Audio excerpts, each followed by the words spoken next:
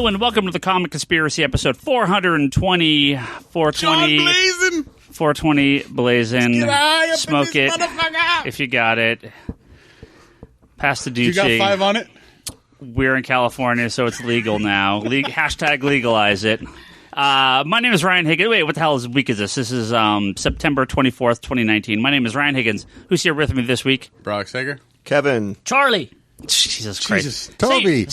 Okay, well, this is why when people listen to the podcast, they're like, who's that new guy on this week? And I'm like, what new guy? Well, we actually do have a new guy this week, but I'm like, there is no new guy. It's the same 12 idiots that are always in this podcast. Who are you talking about? They're like, I've never heard this guy before. I'm like, I probably didn't say their name. Clearly haven't listened to this podcast before. But we do have a new guy.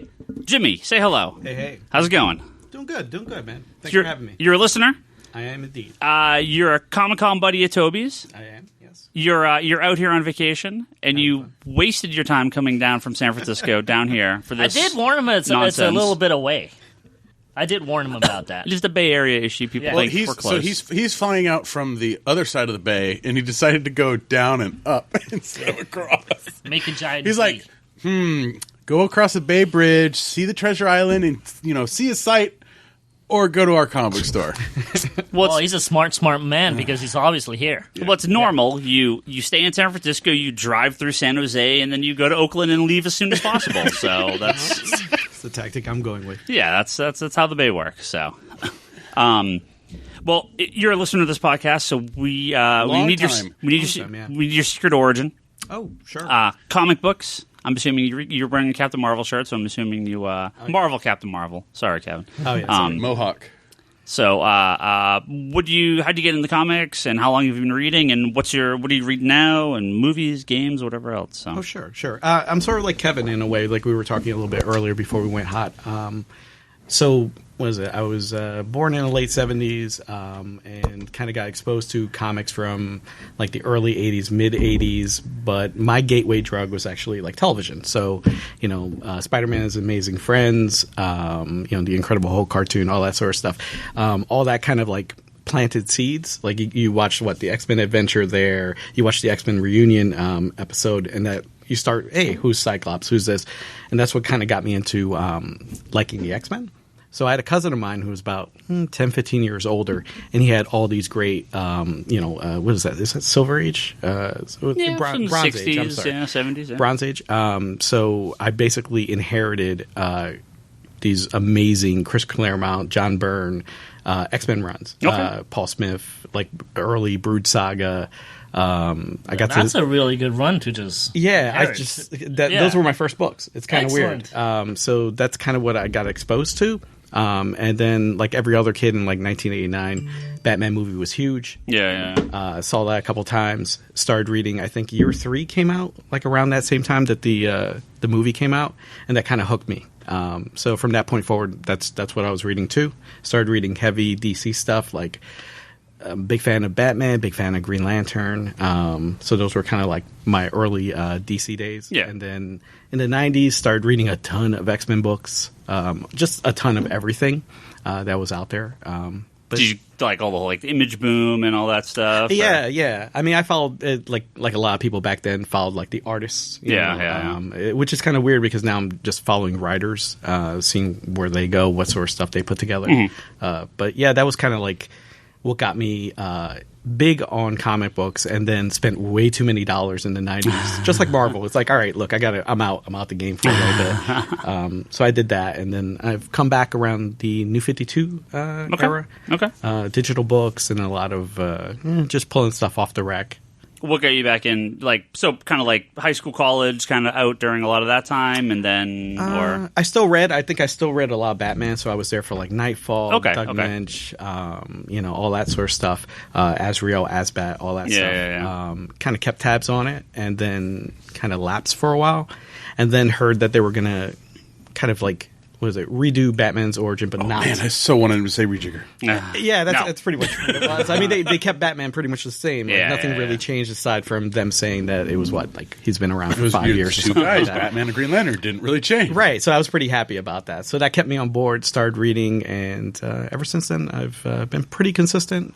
Still reading Bat books, still reading X-Men books, still reading, I lapsed on X-Men for a while, but I'm back now for House of X and House of X. So. You've been a lot of people. Yeah. What got you back into it, though? I mean, was it kind of like the movies and TV shows, or just sort of a general interest? Or? Oh, that's a good point. Yeah, so MCU, definitely. Yeah. I think that brought everybody back. Like, I was like an underdog kind of superhero fan, so I had a big thing for GL, had a big thing for Iron Man, oddly enough. Yeah. So when the movie blew up, and just seeing RDJ doing it, that kind of brought me back in. Yeah, I think people misunderstand. Nobody cared about Iron Man previous to 13 years ago, right? There was just I occasionally would hear not comic book people talking about how Iron Man's one of the biggest characters in the world, and I'm like I don't even know if he's still a version of it. In the comic books. No, the comics. Right? Yeah. Not really. No. Like Invincible and Tony Stark Iron Man. I'm not even sure what the... No, the comics don't sell very well, but it's just the movie was this massive thing, and I think people, don't understand that he's been a long-time character, but very far from the top. One of the first comics I remember having as a kid was an Iron Man issue, but I didn't care about Iron Man. I actually liked that it was the Goliath in the orange costume. I was more interested in Goliath than I was the Iron Man. Yeah, but the movie... There were some good. Yeah. The movie definitely raised the profile of the character enough where you saw huge creative teams being put on him since the movie came out. Even when the movie was coming out, the Iron Man book was never a top seller. It's so weird. What I'm curious, though, is it was definitely never a top seller. It was never cracking the top 10 short of... Yeah, the first issue, sure. Yeah. That being said, I would assume it's still selling better than it was prior to the movies, and that kind of, sort of like Green Lantern did raise up under Johns to sort of the top of the charts, but we haven't seen Green Lantern in that highest spot since Johns left. No, I mean, Iron Man was a good seller during Heroes Reborn, and I mean it's been up there from time to time. But it was never a great seller. So I don't think the movie helped. I'm sure it did a little bit for a couple months, but that was it. I'm sure at the very least, putting the better creative teams on it would give it some level of a bump, just not at to the beginning. The top. Yeah. Anecdotally, we call this Tales from the Playground. Back during the first Secret Wars, when it had every character and action figures of every character, I remember the attitude among my friends, I'm not including myself, I just remember the conversations, was Iron Man's the least cool of all of those. Because he's just I remember this quote, he's just a guy in a suit. He doesn't even have any powers. Who wants to read about Iron Man? Yeah. And that may be the attitude. I mean, that's an attitude of little kids reading a comic. I'm saying that may be an attitude of some people as far as picking up his book over the years. Yeah. That if you don't have a really top-flight creative team, that character may not be strong enough to bring an audience. I think Robert Downey Jr., he's a jerk, but he's very charming. Yeah. In the comics, Iron Man's just kind of a jerk a lot of times, right? Or just kind of a nothing a lot of the time. He was the playboy in the Don Heck years. Yeah. Then a blank. Yeah. An alcoholic and a jerk. Yeah. Those spin the wheel. Right. So. But definitely was a jerk a lot. In terms of costumes, I would say he's the character who they've been able to change up more than any other character because it's built into the character that it makes sense that he would constantly be changing it. And that way, I've always liked Iron Man just from what does this costume do? Or when they had the cartoon show in the 90s, it was a lot of fun as he would pull out the different armors and be like, I have a magma armor this episode. It's also brilliant for toy sales. Yeah. I mean, Iron Man for me was always the back half of the trades I was reading as a kid, and it was always I read the first part of the book 15 times, I guess I'll start reading the second half. But even then, there was some really memorable, really good stories. I really liked the stuff when he went back in time fighting Dr. Doom. with the King Arthur stuff. I really like that stuff. Yeah, that's classic. Yeah, and the Demon in the Bottle stuff was amazing. I still haven't read that. Armor Wars is amazing. So I mean, it had some significant famous runs. So. Well, Jimmy, we're gonna go on and do some news stories here. Jump in whenever you want. We'll have some Q&A. Did you know that there's a dude that just walked up and took a picture? Sweet. Like as we were recording. Nice. He was taking a picture of the sign, and he doesn't know how to park. Nice. I guarantee you that was one of our secret shoppers that Diamond sends out because they're all terrible people. Really? Yeah. Well, they should learn how to fucking park. Guy's in like 2 spots. Yeah. I kind of love the idea of a secret shopper arriving after the store. An hour and a half after we close. Is he reporting on us right now? Oh, I guarantee you, I'll get a secret shopper report. I can't buy anything. It's closed. Guarantee you, I'll get a really bad secret shopper report. They're all sitting at a table, and they just stared at me when I took a picture awkwardly through the windows at the store. Maybe not. I would like to read a Diamond secret shopper really nice report from certain other stores in our area. Because I think it would be fascinating. Oh, yeah. And we'll just leave it anonymous. Well, a couple news stories. We're going to get to these. And we've been talking a lot about Crisis on Infinite Earths. He's writing the review right now. Coming up to CW. I'm very entertained. We're going to... so, Jimmy, you're getting introduced to how we do bad radio. We talk about stuff that we see, like, hey, and we're going to talk about it that nobody else sees. See, that's the TV that they always watch and yell when something random happens. That one. If you're on this side, it's that one back there. That's right now, it's clued in, and right now it's the Super Mario Brothers Super Show. It's classic. What is that one? It's always Doctor Who. It's always Doctor Who. Or porn. But no porn on here. That's one thing is very much a porno. When you think it's porn, it's the Incredible Hulk show from the 70s because it just looks like a porn. X-Men animated Jean Grey when she screams. Yeah. So we're going to talk obviously a lot about Crisis coming up the next few months because the end of the Arrowverse stuff is happening here. Oh, I didn't actually put this on the list. We'll talk about this too since we're talking about Crisis. There's a nice hardcover coming out tomorrow. But no. No sales for you, Dan. Tom Welling and Erica Durance officially cast for Crisis on Infinite Earths crossover in CW. Awesome. So Super Smallville. Monkey and Erica Lois. So yes, so we're getting. Wonder if they're going to have that soft filter on her every time. I assume he's going to be in costume. We have to have a shot of all the Supermen together, just all like they cue in Ryan's edit right now because he's going to complain. When is it coming out? 6 months from now? 4 months? Crisis? Yeah. No, like December. It's what is it, like mid-December and right, like 2 months from now. Cue it now. Oh, it was really good, except for, in the ending, they really should have just ended it with all the Superman together.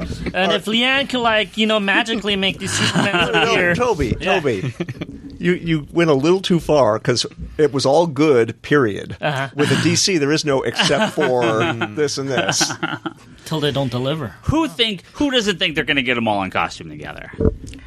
You mean on screen at the same time? Yeah. That's what we want. Yeah. We're going to get, it's Tom Welling, Brandon Routh, and Nick Cage, what's his name? Tyler, Holden? Yeah, Hochin? Yeah. Oh. We're going to get them all together at the same time. Are we going to get Teen Titans Go Nick Cage? Oh, that'd be great. I'm telling you, if they can find a way to work the animated stuff in, I will shit my pants. Okay, like that would be the greatest thing of all time. Will you tweet about it? I will, show proof. I will absolutely do show it. proof. Yes. He's going to give me a picture of his pants. He's going to tweet out a Deadpool. He's like, definitely no pants anymore. I wore the brown pants today. Yes. But I'm very excited. This is now official. I would love, obviously, to see Lex come in. Now, let me ask this. Yeah, but he already put out a statement today. Yeah. Let me put you on the spot. Wait, he said no? I don't know. So the exact statement he put out is... He's never been approached. No. He said his agent called because they approached the agent on Friday with no schedule, no script, very little money. Well, has he ever been in an Expendable movie? Obviously not. But that's probably how all of those guys got approached, too. You want to just be in a movie where you shoot shit up? The no money we don't have thing... a script. I honestly, don't have a schedule. It's CW. He should understand. Yeah, but the no money thing, I was thinking about, I'm like, between all the announcements, because we know Kevin Conroy's they are packing this thing, and I can't help but just sit here going like, they should have just done some sort of Kickstarter to just get the funds to bring in like every actor you could possibly think of. CW kickstarts. Who do you want to see on here? If we hit this mark, we'll get this person. Can we get Chloe out of jail? So Ryan, can we get bail money? Ryan, keeping in mind it's a TV property. Yeah, of course. Okay, so don't shoot no for the moon. budget for the entire what season. What would be the appearance, the character appearance that would make you stand up and whoop? Linda Carter. I think she is the big get because she's been in Supergirl, right? True. I'm not crazy. They're not going to have the movie people on. There's no way, right? Of course. But I'm just saying, of something that hasn't been announced, what would make you whoop? Yeah, what if Kilman comes back? I was going to say, like, Brendan Routh has been doing the TV show, so he was an easy get, but he's technically a get from the movie. Right. I think Linda Carter would be the big one that if they got her. Because I thought they already announced her. No. Dude, Linda Carter next to John Wesley Shipp's Flash. Right. Well, and same with Supergirl. What about that other? What about that Wonder Woman pilot that they made? They never did anything with the girl that played that. That's not. That's not. Yeah, that's Adrian Palicki. That's not. What's it called? If they got Adrian Palicki, that would be incredible for 2 seconds. Yeah. But no, that's not canon. But Supergirl. Name blanking right now. The movie Supergirl. Helen Slater, because she's also in Supergirl, right, as the mom. So those would be easier. I will be shocked if they're not in it. Yeah, but they're still. So no, they won't. Even though it's being told over 5 episodes, I don't know how much screen time they can give to all these characters they're putting in. You don't need much. I mean, again, just but I was thinking about the idea of. I really wanted to see more last time around. Yeah. Of the way in comic books and stuff with sort of like the single issue crossovers, like I would have loved it if they had like commissioned some single episode things for like the DC Universe app and some of the other properties and stuff. Like, can you imagine them commissioning a quote-unquote special Smallville episode that was more focused on that to tie into Crisis? The Red Skies episodes? Yeah. Oh. Personally, I hope for those 5 episodes that the main characters, like Amel, Grant Gustin, all them, are, I don't want to say sidelined, but reduced, because you have a whole season of them. Yeah, and you've got these other people for only 5 hours. Not Amel. This is his swan song. I know, so, yeah, but that's true. I want every minute of these guest stars I can get. Yeah, and I'm right there with you, which is why, from like a television budget perspective, I'm already shocked at how many names they've attached to this. Yeah, it's quite cool. Yeah, and from a television budget perspective, that suggests to me they could use more budget. So are we starting the Kickstarter? It'd be nice if they could get the blonde kid from This Is Us to come over and face Amel. The blonde guy from This Is Us. The Smallville. Whoa. For Smallville. Yeah. He'd be a good one, too. Yeah. Former Green Arrow, right? Yeah. That would be kind of nice to have a little face-off between the two. Yeah, I mean, and there's obviously older TV show guys. I think, God, I am drawing a blank on absolutely everyone's name today. The Lois and Clark team would be fun. Terry Hatcher. Terry, and they've both been on Supergirl, so possible, but again, budget. Yeah, I think Linda Carter would be the big one. Yeah. I think that would just be old school fan and new fan. Would really appreciate that. Again, that's just where I'm like, crowdfunding could have solved a lot of budget issues. People already hate that fans are happy that Disney's buying everything, that we care that the destruction of entertainment is okay because we want the X-Men in an Avengers movie. Crowdfunding TV shows is just one step too far, okay? Like, they have budgets. Not this is for something like this. We're having another secret shopper. This is an exciting day. This is a for-profit. What did you do today? Oh, it's always busier whenever I close the store. Like, that's just what happens. But there was another CW Arrowverse thing that came out today that out of fucking nowhere this came out. There's going to be... did anyone watch the last season of Arrow? Yes. Okay. The flash forward stuff, right? Yes. With Mia Smoke, right? Apparently, one of like the last 10 episodes they're going to do of Arrow is going to be somehow a backdoor pilot for a Birds of Prey-ish spin-off Arrow show in this. Well, it's Canaries. It's the future, Canaries, right? Future Arrow flash forward time. Catherine McNamara, who was Mia, Katie Cassidy, who's Black Canary, and Juliana Harkavy, who's the other Black Canary, right? So we have apparently, I don't know if she's. I don't know if it's supposed to be Black Siren. Siren. Mel's been working on for a long time. He actually wanted something that can carry on the mantle beyond the show. But like the whole idea of the whole idea of the flash forward stuff is that they're obviously older. Are they going to have these? Are they going to have 2 of the 3 main women like constantly in like old lady makeup? Like it'd be real odd after Crisis. They could read. That's true. Anything can go. Oh, did they bring Mia back to today? Yeah. Especially with legends and stuff involved. Yeah. Okay. Yeah, anything can go. So Amel's been secretly, I think, hinting at certain things. Like he wanted to see if he can get the show to continue without him. Yeah. So this doesn't surprise me at all that something like this could come out of it. Another show to put on your TiVo. Oh my god. Just never ends. So that was really out of nowhere. Very, very surprised to see that. I like Arrow. It's a fun show. Look, I'm actually slightly more excited for that than Batwoman. Well, I'm surprised Katie Cassidy still wants to do stuff. She kind of... Well, for a while there, she wanted off. Right? Out of the picture, yeah. And then she kind of came back in. Yeah, Black Siren's great. I mean, it's a much more interesting character than what she was doing with Black Canary. It fits her a lot better than what they were doing originally. Yeah. So...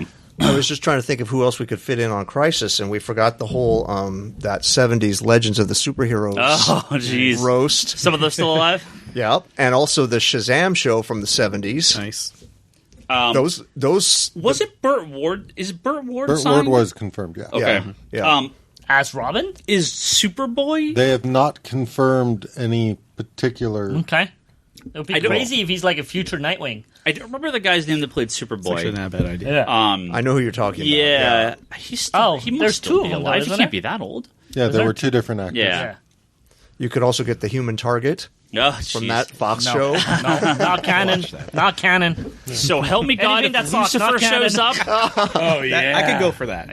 Lucifer next to John Constantine. Yep. Yeah, then you're really going to... I told you, I am pissed that they didn't continue Swamp Thing and get Constantine and Lucifer to be in it. It would have been fucking... They have to be on... They have to be on the Sandman TV show. They both have to be. I was just listening to an interview with one of the writers from Swamp Thing. Yeah. And they were saying that, she was saying that, so it was 13 episodes originally, that they had 13 scripts written. Yeah. And then it was canceled. And so 10 was rewritten to jam everything in as an ending. That's a shame. But she was saying that the hard part for them was that people who are critiquing the way it ended don't know how all of this stuff was originally going to play out over 3 more episodes. Yeah. And it all just got crowbarred into 1 hour. The last episode is the last episode is rough. It's not that rough.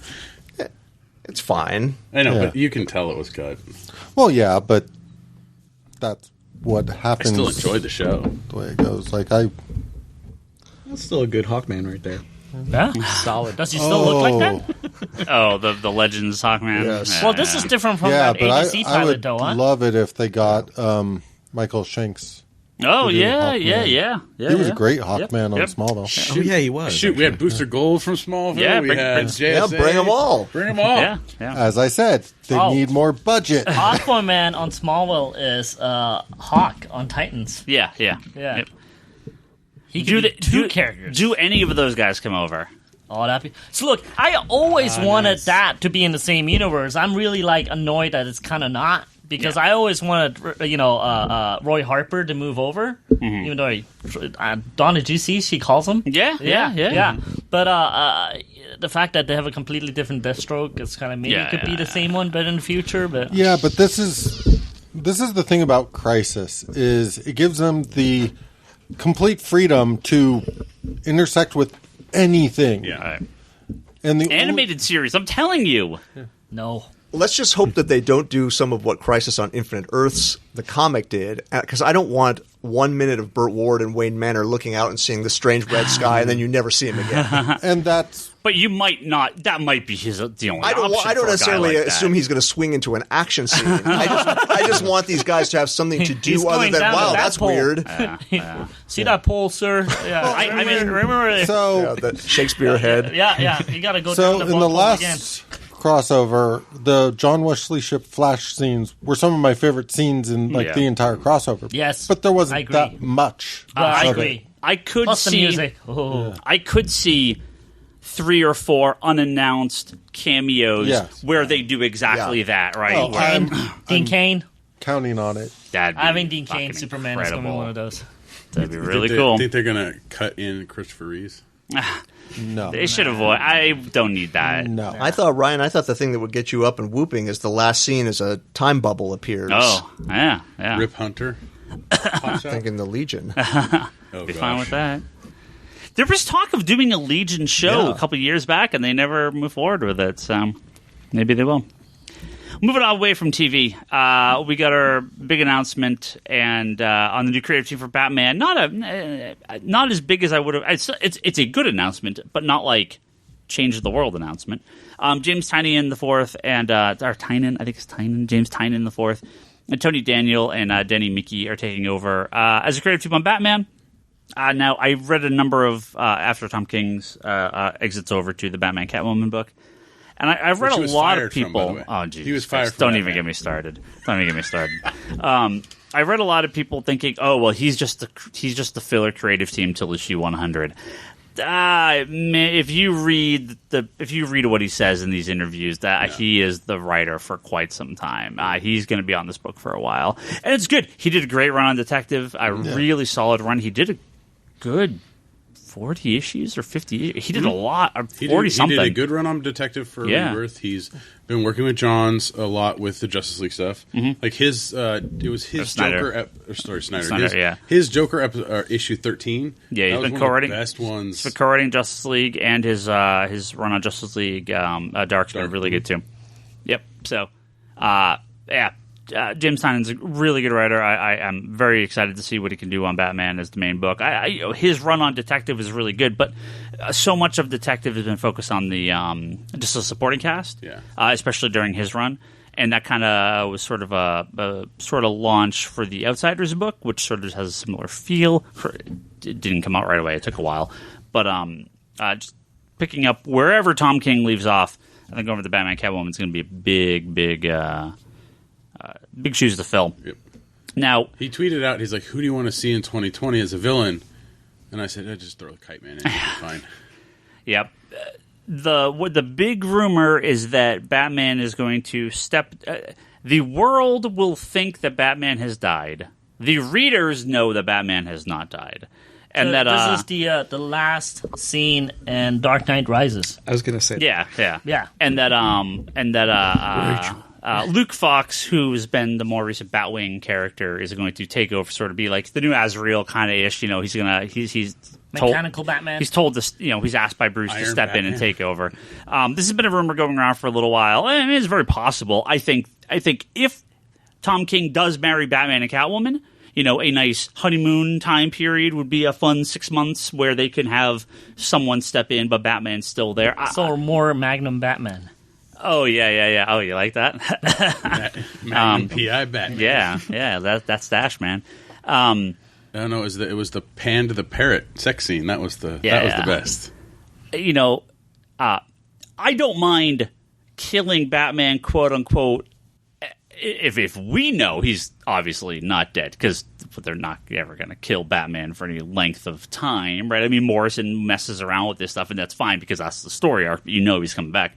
But I don't mind that if they want to have another person come in as Batman for a short time. But I don't think. But I do not expect anyone to take over will last longer than a year or whatever. How long was Nightwing? He was 2 years. 3 hardcovers. No, it was about a year. 3 hardcovers. So yeah. No, it was only about a year. Is that long? Because it was fine. Because it was the Final Crisis Then they did Return of Bruce Wayne. So come on, Charlie. Well, no, it was 3 hardcovers, which is the skinny 15 hardcovers, or 18. Yeah, it was close to 2 years. Yeah. Okay. But I do think at that time there was still a lot of. May I add that Bruce was not really fully gone between what was going on in Final Crisis at that time and. Also, may I add that it's Nightwing's second stint as Batman. Yes, correct. Because he was Nightwing during Prodigal Son. Yeah, during all the Nightfall stuff. But yeah, I mean, this sounds like a good. It sounds reasonable as a lead up to issue 100. I don't know. I'm just waiting to find out that a bunch of different people are running around as Batman at the time. Well, we already have that with Nightwing right now. We don't need that with Batman. You mean Rick? Yes.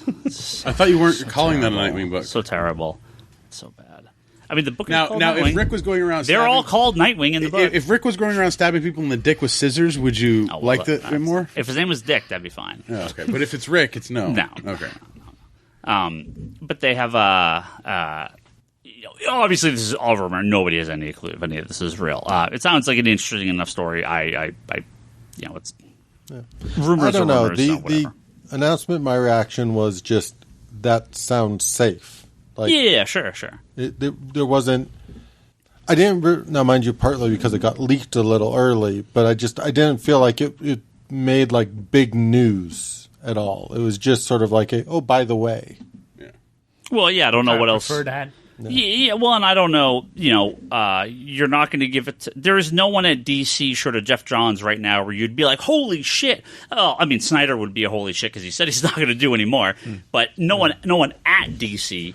So if they're like, Jason Aaron's writing Batman, that'd be a big deal. Well, yeah, but that's my point, is it wasn't a new big get of somebody returning to write at DC. It wasn't like...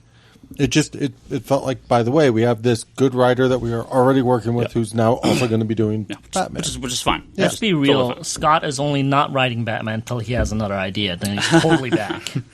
Every time I turn around, he's announced his last Batman story again. It's until he has another idea. He's going to be pooping one day and go, I'm back. In his new studio? He has. It's nice. The place looks nice. Yeah, it looks real nice. He could be like, yeah, I'm not writing Batman, but I'm writing Justice League and I'm writing the DC event book, right? Clearly, Batman is going to be the major focal point. And, of course, when we get to Metal 2...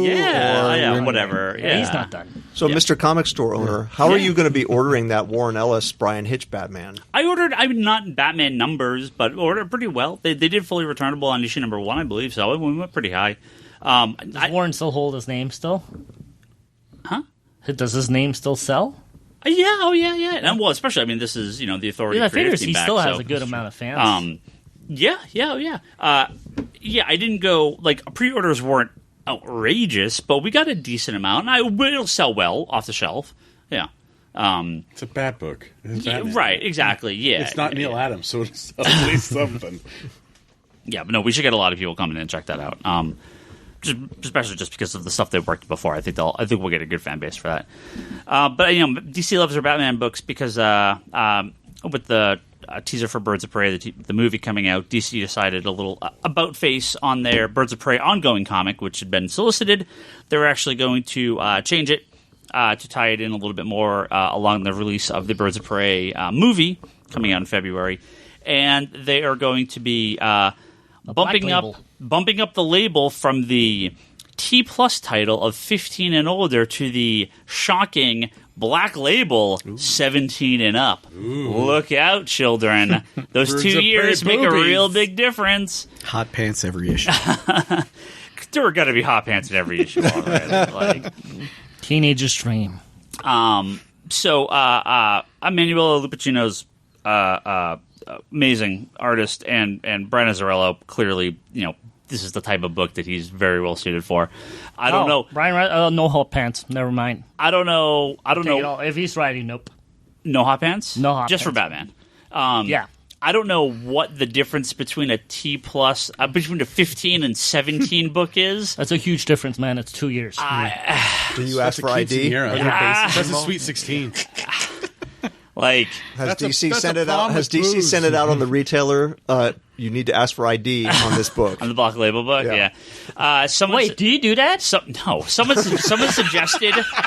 Someone suggested a sticker on there. This contains Bat Dick. Someone suggested we have bagging. it actually on our wall. Someone suggested bagging up all the Harley Quinn, the Harleen books from this week, and being like, DC fucked up on some of them.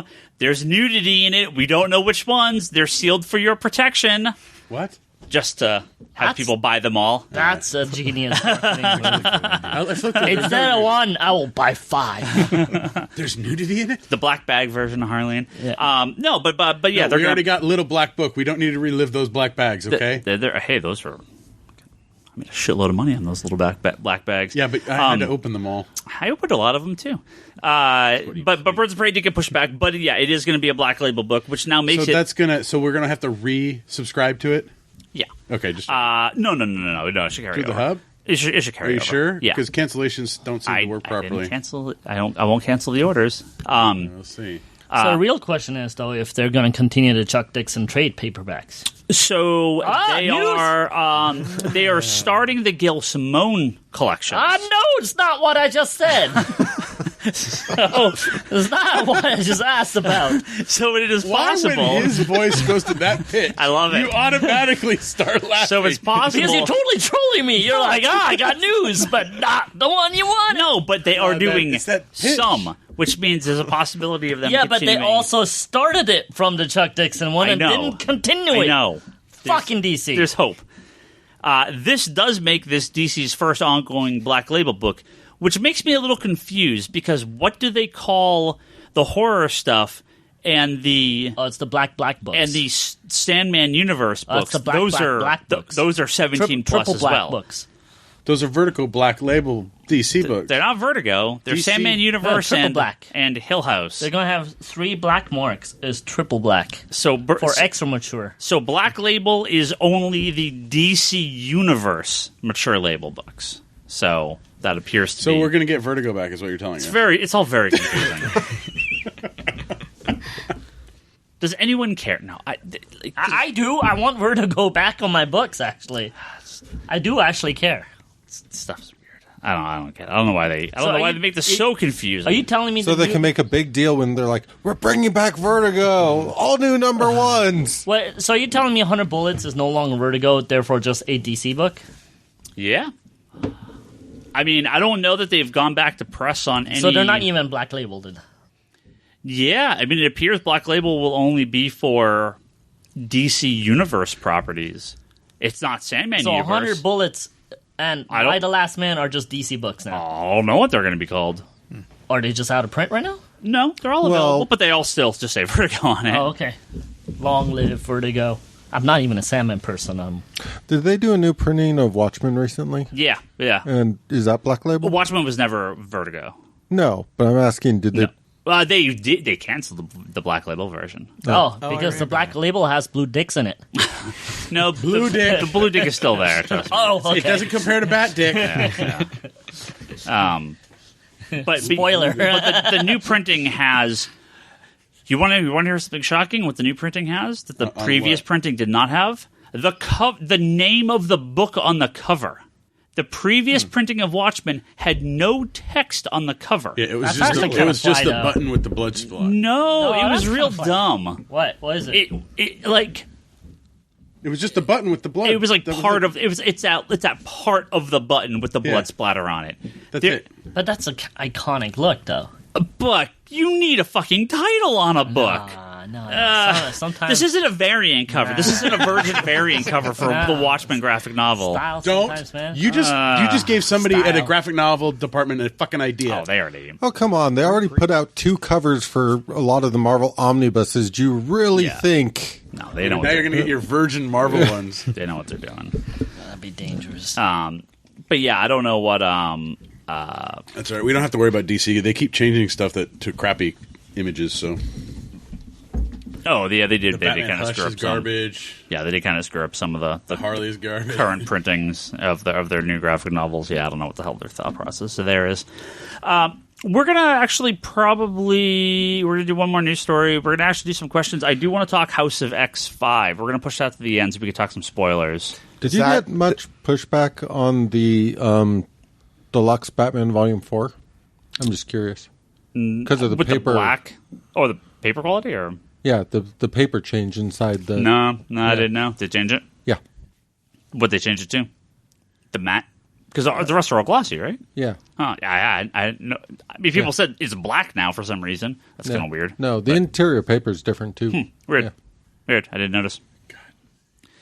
If I ever get the address to the trade department, it's in the same place as everything else at DC. Yeah. So they're right now. It's an office. They just sit there next to each other.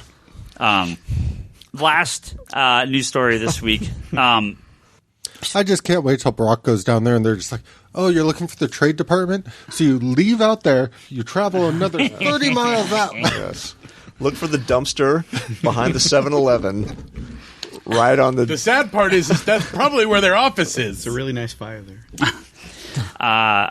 Speaking of Vertigo, Shelley Bond, who was a longtime editor of Vertigo, left. She left before Vertigo shuttered. Yeah, she's been gone for a few years now. Or I think she was let go. I don't think she... Did she leave? I don't remember what the story was. Yeah. I don't remember if she left or if she was let go. Women leaving Vertigo, it's not a good thing. There's been a few of them. Did you just say women leaving Lego? No. No? Women leaving Vertigo. Oh. Okay. So she did go over to IDW, much like Karen Berger went to Dark Horse and started Berger Books. Yeah. Shelley Bond went to IDW and has an imprint there called Black Crown, and they released a number of books. And she's very, very in like punk rock and a lot of the Britpop stuff. Really good taste in music. A lot of the books were very kind of punk rocky feeling. Did you buy these books? I ordered a handful of them for the store, and unfortunately, our sales history, or probably the sales history of a lot of the comic stores, in that they didn't sell very well. This is just the difficult nature of having independent comics in 2019. It's a tough. Well, here's the timeline for you. Yeah. So Shelley was at DC just in editorial, pre taking over. Yeah. She took over after Karen Berger left. That's what. So the timeline is 2013 is when she was executive editor starting at Vertigo. Yep. 2013. 2016 she was let go after restructuring. And that's when they moved to the West Coast, right? Yep. And then she started Black Crown in 2017. Yeah. Well, Black Crown is now over. There's a long way to get to this part of the conversation. The last book they were publishing was Maryland Manor, but that got it was canceled after the very first issue. It only sold 3,300 copies in the dark market, which is unfortunately not quite enough. I don't expect the more recent books were selling any better than that. And it is sad, right? Because you have someone that obviously worked on some major titles, and she's a long history of DC. But this is just the tough nature of independent comics. I mean, we push pre-orders so hard here, and it's a lot easier now with Comic Hub, and we get a lot more pre-orders for that indie stuff. But yeah, I mean, that's like a copy per store, right? And I'm sure there were some stores that did very well, but by the end, I was ordering 0 to 1 to maybe 2 copies of anything they put out, just because we had no sales off the shelf. And, only a couple subscribers that subscribe to this stuff. So it's really tough. You don't like to see these independent companies or even an imprint like this kind of go down. IDW publishes so much random stuff. Not random in a bad way, just their kids, classic comic strips, superhero, licensed, super small press alternative stuff, really big titles. Like, they're all over the map. So this is not a fault, I think, of IDW necessarily. It's just I just don't think the audience is there. And this does go to a larger conversation of, I think the audience for just Vertigo in general, it's just gone. I don't. You can't replicate a lot of that Vertigo stuff again, because what made it so important, what made it so cool, was the early stuff was taken from DC. They were DC characters, give it a new spin. The later success of Vertigo came from these extremely talented people with amazing concepts that were not pitching a movie, they were not pitching a TV show, they were here to make comic books, and they were comics first and comics always. And that's just not the way independent books are published anymore. There's a lot of time, obviously, these are going to be, we have to kind of think about movie and TV deals, and that's where the money is. The companies aren't going to take a risk on... today Transmetropolitan would have been canceled at issue 6 when they because it went from Helix to Vertigo. When they shuttered Helix, Transmet would have just been canceled. It's because Transmetropolitan, I don't know if people don't remember this, it was not a Vertigo comic book. It was published under another imprint of DC called Helix. They had a separate science fiction version of Vertigo. Yep. Like, people might not remember this, and it didn't last very long. But, yeah, so I just think these books just, whether there's not an audience for them or not, they just wouldn't be published now. So I love Vertigo, but I think DC and now. I think DC and this, and I think it's just the right moves. I just don't know that the audience is there for this type of book anymore. So, which is really unfortunate. Well, I think it's also just like what type of content we're getting. Well, I think I asked this before. How do the rights work on the Vertigo books? Like it seems like Gaiman is very attached to Sandman. Well, so Neil Gaiman does not own Sandman at all. Okay, it's a DC character. So I mean, being nice about he has some contract with them that he kind of gets some sort of first say, and I'm sure he's so they're not involved. Like Image books inside the some are DC universe, like Transmet and Preacher and Why the Last Man, and all those are right. Okay, if DC, I don't know the percentage. It might be 50-50. I don't know. Okay, if DC takes the book out of print after a number of years, the creators get the rights back. So there's only a certain few. No, anything. Any of the Vertigo books. Not Sandman, not Hellblazer, not Doom ones. Patrol, because those are based on DC Comics, right? I see. Okay. Black Orchid, Animal Man. Got it. Yeah. What else am I thinking? Swamp Thing. Any of that stuff, right? But why Preacher, Transmet, Scalped, right. If DC stops publishing that stuff, the rights after a couple of years revert back. This is the same deal they had with Alan Moore and Watchmen. So it's like Sony doing more Spider-Man movies X amount. Yeah, they have to just keep doing them. Yeah. Okay. I don't know what the pay is. It might be 50-50. I don't know off the top of my head. 50. Yeah, no, just curious. And I think if you were a Vertigo book or creator-owned at DC, it's like half creator-owned, I believe Warner Brothers has, I don't think it's even just first look. I mean, I think they have basically an exclusive for the property, and if they don't want to make it, it doesn't get made. I don't think you can't shop a Vertigo book around outside of. So for me to do Horner Bullets, I have to get hired by Warner Brothers. Yes, and then I have to pitch it, and then or DC puts it out of print for a decade. Yeah, because a bunch of Vertigo books have left DC recently and have gone back to the creators. They really? did. So DC gave up Second Coming, which is now published by Ahoy Comics. It was a miniseries. So it does happen. Oh yeah, it happens all the time. 2020 Visions, that Jamie Delano and Jimmy Palmiotti. Wasn't Jimmy Palmiotti? No. That went back to Jimmy Delano, and that got republished. Not Vertigo, but Moonshadow just got republished by Dark Horse and is already out of print again. I know, Wait, that new edition? Yeah, already out of print. What? Yeah, it's Dark Horse. What do you expect? But that thing was in the summer. Yeah, it was out of print. It's September right now. I was not able to reorder it after the first week. It's begun. Yeah. So that was Epic, then Vertigo. Yeah. Then Dark Horse. Yeah. It's trying to get around all the comic companies, so you really have to. You have to collect. Was that Marvel? No, Epic is Marvel. Yeah. Then you have to collect each label. Yeah. Next is going to be Boom, and then it's going to go over to Image, and then it's Image should just take it and he'll keep it in print. Gorgeous collection too. So this happens regularly, right? Where the Vertigo books do go out of print and they do fall back. I wonder if all the Morrison stuff, I don't think any of that's in print anymore other than We Three. I can't imagine Seaguy or Vinorama, Vinorama. Or Kill Your Boyfriend. Kill Your Boyfriend. I don't think Kill Your Boyfriend's in print. I don't think so, no. I wonder if Morrison can reprint all that stuff somewhere else. I'm wondering if they don't print that Absolute Day Tripper. Slip. Fourth time's a charm, Brock. Fourth time's a charm. But I'm just wondering what the contract is in terms of print runs. Because, you see that occasionally just in a lot of this stuff of, we're going to lose the rights. We need to use this character. We need to do this to keep retaining the rights. So I'm curious, how many things have come back into print with very small print runs just to keep. Yeah. So we're going to move over to questions now. And Jimmy, we're going to aim a few of these. I want you to answer a couple of these first. Sure thing. And then I'm going to try to wrap these up a little quick because I know you've been reading House and Powers, right?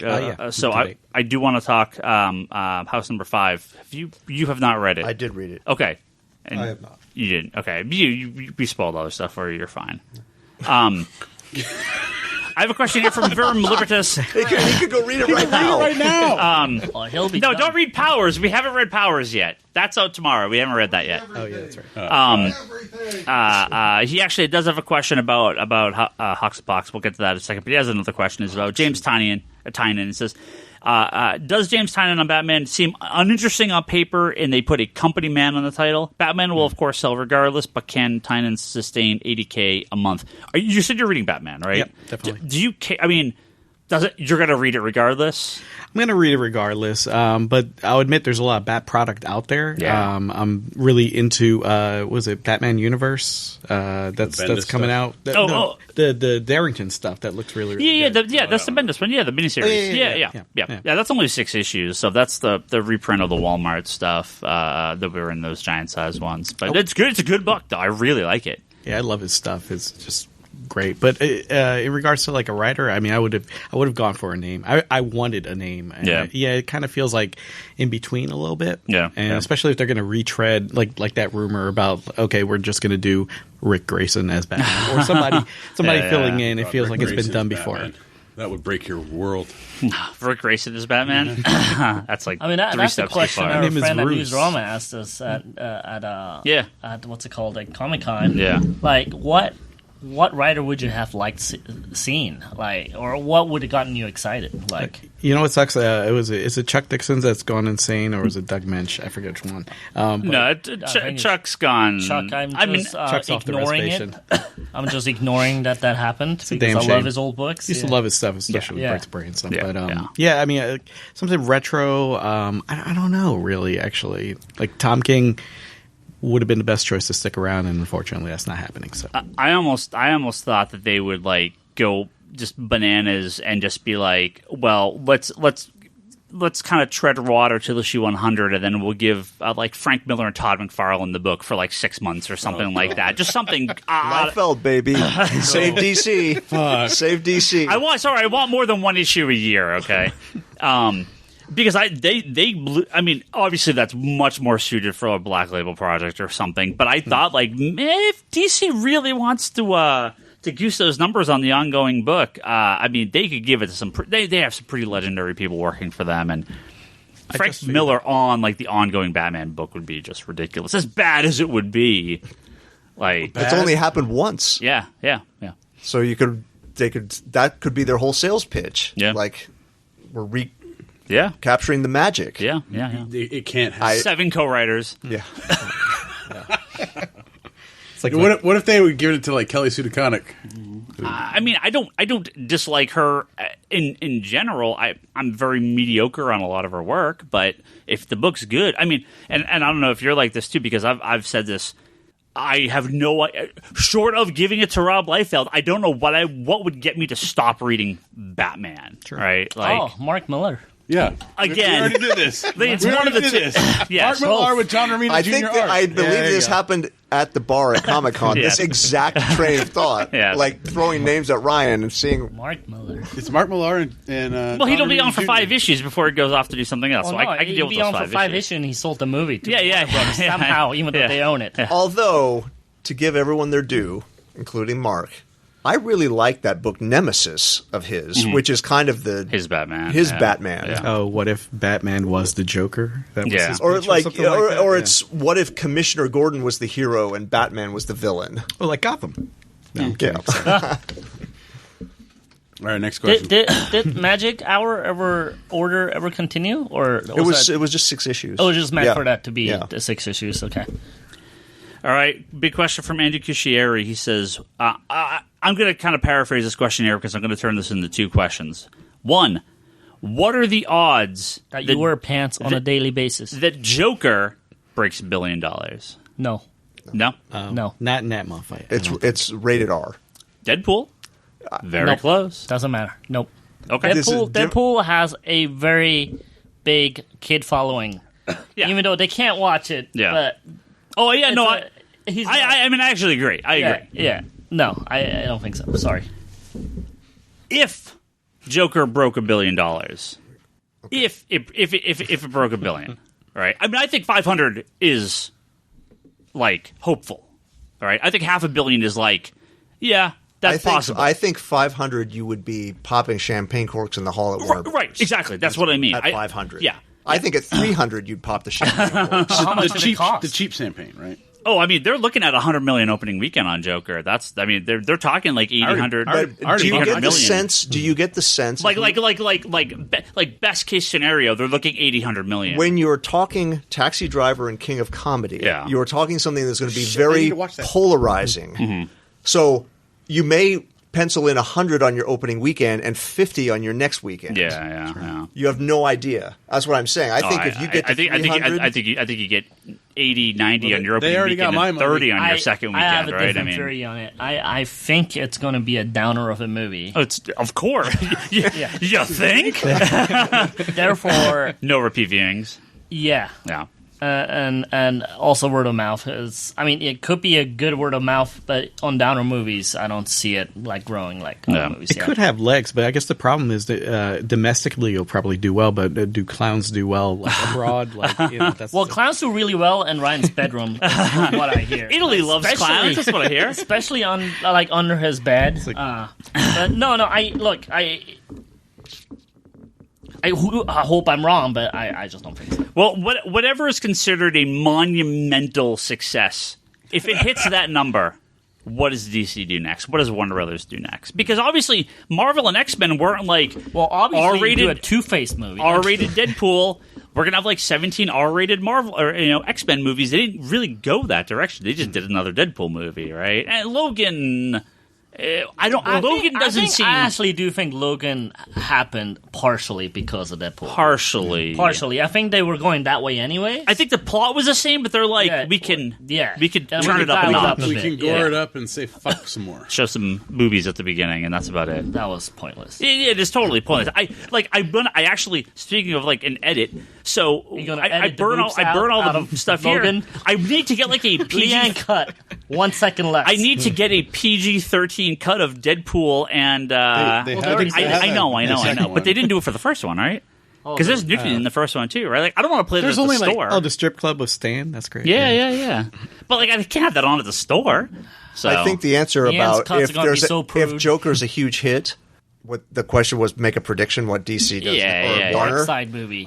Just standalone movies. Yeah. I think they move away from the building a universe and just let everybody kind of like the movies would be like. But that's what they announced, right? They said they're going to just concentrate on making standalone good movies. You're still going to have an Aquaman 2 and a Shazam 2 and those. Yeah. But I think it's going to be more like a showcase. Yeah. But you could differ if Shazam is even in the universe. I mean, sure, you got the little thing at the end, but it begs the question if he's part of it, right? I don't think you see a Justice League 2. And I said this for years. As much as I love having an MCU in DC, clearly didn't work for them. They tried, didn't work. I understand being a little gun shy. They don't have the right person involved. When has Warner Brothers ever been? I have a prediction on Suicide Squad, though.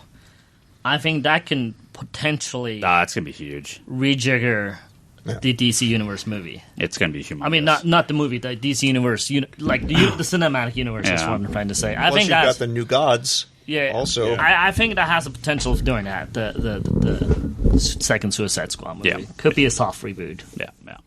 Well, it's good that they're using existing actors. All right, they've been in that role. So, I have a couple X-Men questions, so we'll get to that when we do the X-Men. There, see the fucking.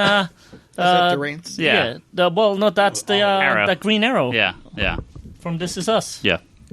Yeah. Another segment of horrible radio in this show. Zach Johnson wants to know, what's the last comic you reread and thought it wasn't as good as you remember? See, I just don't reread comics, so I have no answer to this question. Ryan has no time for that. I can't tell you the last time I reread a Everything gets one chance with Ryan. One done. Yeah. I haven't. But if it's a DC movie and it's like horseshit, he's like, this is the best thing of all time. I'll defend it to the end of the end. the end of the end. I mean, like classic stuff? Just whatever. Or recent stuff? Yeah, anything, yeah. Just reread Metal, and I wasn't feeling Metal the second time around. Okay. Like in one big sitting? Or? Yeah. Okay. Like in the middle of the event, I was excited, went through the issues individually, but when I look back at it, not my favorite. Okay. It's a big story. It's very complex. Charlie? How was Kingdom Come the 87th read? Not so good? Or Marvels. I actually need to reread Kingdom Come one of these days. Anything? I haven't had time to reread. I don't have an answer because the things that I've reread recently have all... You like. Yeah. Yeah, if I'm going to reread something, I probably know I like it already. So, yeah. But again, yes, for the most part, I just rarely reread stuff.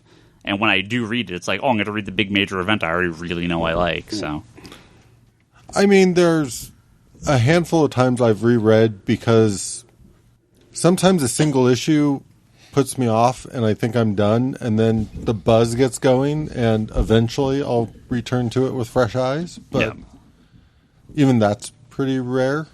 Oh, wait, I got it. I started rereading Mutant Massacre, and I was rereading the old X Factor issues, and that stuff, although I loved it initially, especially like the drama between like, Jean Grey and Scott and the kid and Madeline and all that stuff. Upon rereading it, just like, whoa, this is heavy soap opera stuff. Like, this is kind of weird.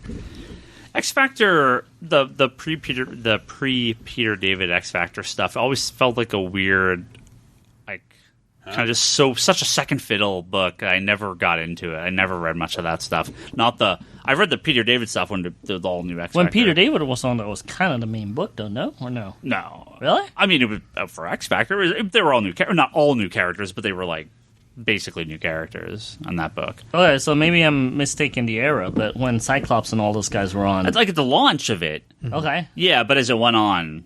Oh, I see. I mean, but Uncanny was always the book. Okay. Yeah. All right. Justin Hartley is his name. I just saw his credit on the fucking small screen. We'll do a couple of questions here because we're still gonna because you got to leave in a few. So we'll I do want to talk House 5 real quick before we get out of here. But let's burn through a couple of these questions on Twitter. It's from the Page Turners podcast. They ask, how do publishers determine if an issue is sold out and needs a second print? If shops typically only order the amount they think they will sell. That's actually a really good question. If you're Marvel, you just do it because it's a variant cover. It has nothing to do with if you think a shop needs it. Marvel. If you're a smart independent publisher, you do 500 books a run. You'll sell out immediately, and then you can announce we have sold out the first run. Well, that's what they do. Yeah, come and buy the second print. Yeah, I mean, in theory, how the system works is comic book stores place a back order through Diamond Comics, and that order will not be filled by first prints, but the company says, "Oh, we got 1,500, 2,000 back orders. Let's print up 3,000 second prints and throw them back on the market." But nowadays, it tends to be just considered a variant cover for a lot of books. I mean, legitimately, books do sell out and they get legitimate second prints. But so I'm curious, especially because, as you said, nowadays with the back order system and the fact that they're different covers, etc., do you then have to officially order the second printing, or do they automatically fill it with the back order? No. Yeah, you have to order the second printing. Yeah. And so that's always the tricky part, because what if they end up filling that back order on first prints and you've already ordered the second print? So then you're paying them a good bill. Yeah, it's a weird system. Norman asks... Hey, Norman. Here we go, Kevin. Aquaman or Namor? Not specifically for you, but I figure you're going to want to answer this first.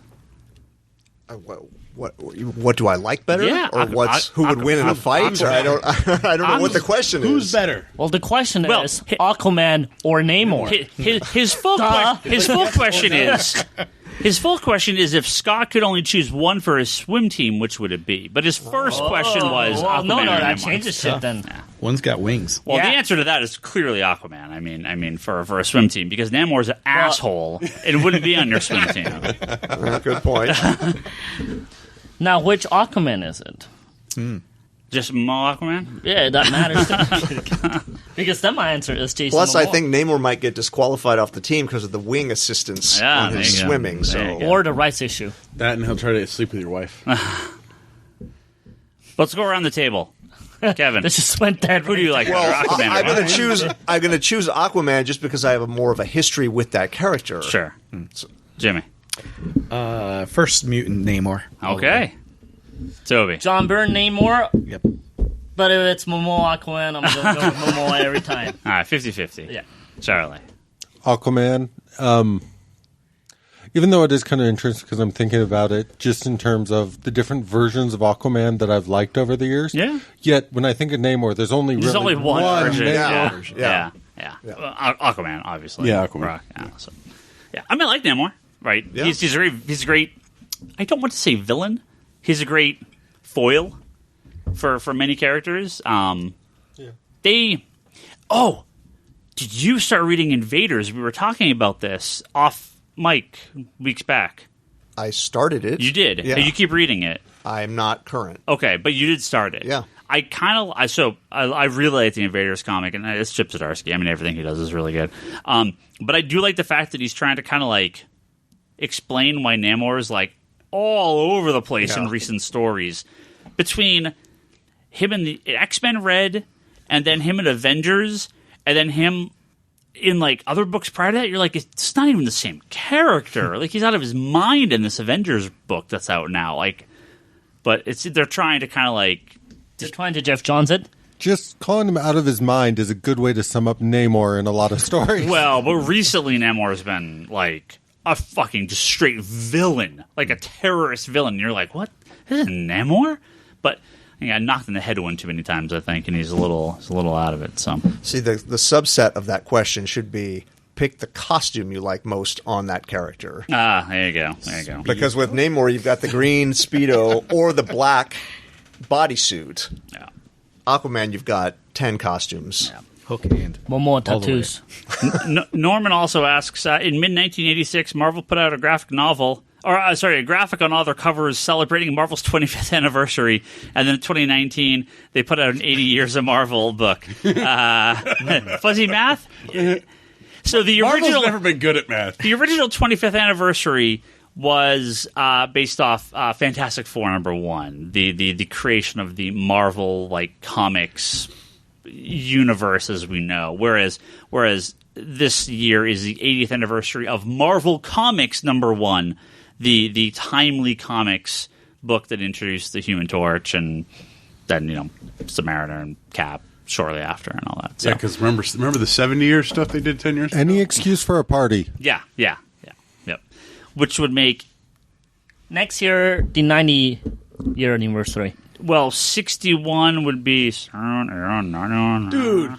you're the worst. So that would be 20... We just did this last week when you said they should have reprinted all of the FF issues. Yeah, 2021 will be FF's 60th anniversary. So there will be like a 60th anniversary of FF in Marvel universe in 2021. We're going to have 60-year anniversary. We're going to have every anniversary. When is Marvel Comics 1001 coming out? Like next week or something? Okay. Yeah, and then there's no more past that. How many? There's no 1002? No, 1001 is all the one-off, is all the shit one-off stories. So wait, they did a 1000 and a 1001 and then stopped. 1001 is the remaining one-page stories that they didn't have room to fit in 1000. Why not just make 1000 bigger? I ordered 0 for the shelf. 1000.1. So where are you going to file this? The garbage. The garbage. It's $1. These are the correct answers. Circular filing. Yes. Yeah. Any She-Hulk copy, I'll contact Tyler and go, do you want another one? I will file it in the did not order for the shelf spot. So. It would be cool. I would kind of love a spot in the bins that's just like, did not order. Yeah, just one box. Invisible comics. Just one box of stuff that isn't worth filing. Is that the highest numbered, shortest run in comics history? Starts at 1000, goes to 1001, and ends. Well, all those DC 1 million issues. Where's my 1 million in one, huh? Give it a few more years. That's the first time you heard Ryan talking about DC like that. No, I'm making fun of the people Too late. I'm making fun of the people that would have said that as a response to Kevin's question. Yeah. I was making fun of Bryce right there. That was my Bryce impression. Does he still listen to this podcast? No. Has he ever listened to this podcast? Does he ever listen to himself? We're going to pause here for a few. Jimmy, you have to leave, so we don't want to keep you. We have to talk about House of X number 5. You did get a chance to read it. We did get our copies in. So we're going to tag this for the next 10, 15 minutes. And then we do have a couple more questions. So I'm going to come back. And then an email. And then polish this off. Do emails. From 5 years ago. Jimmy, you missed out on the email segment, but once his Uber shows up that he wrote 5 years ago, we told him. He's like, oh, that's Jimmy, my did you email us once? Go. Actually, yeah, I think I did once. You're probably in there somewhere. Do it now and then the intro.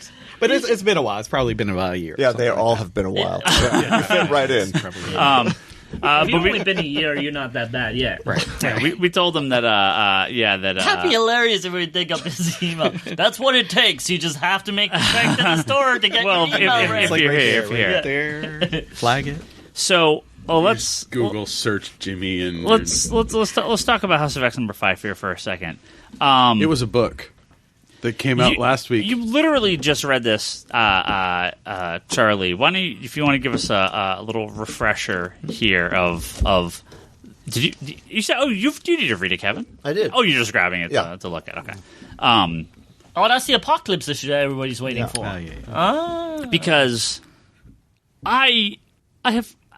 I wish I had questions because I know what I can say people is already calling you out that you're stupid on. All I can say is Gold Balls is a significant character now, and you can't handle that. Why don't, Charlie? Well, you've because been you wanted quiet. some other balls to be significant. Why don't you recap briefly?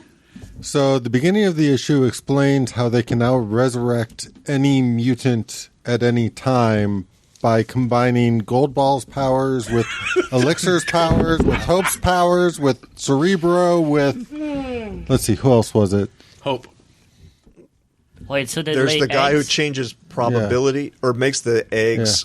Is that Proteus? Eggs. Yeah, Proteus. Yeah. Oh, yeah, Proteus. So this is our first actual time seeing Proteus, right? Because, I mean, he's been dead as far as I know. Yeah.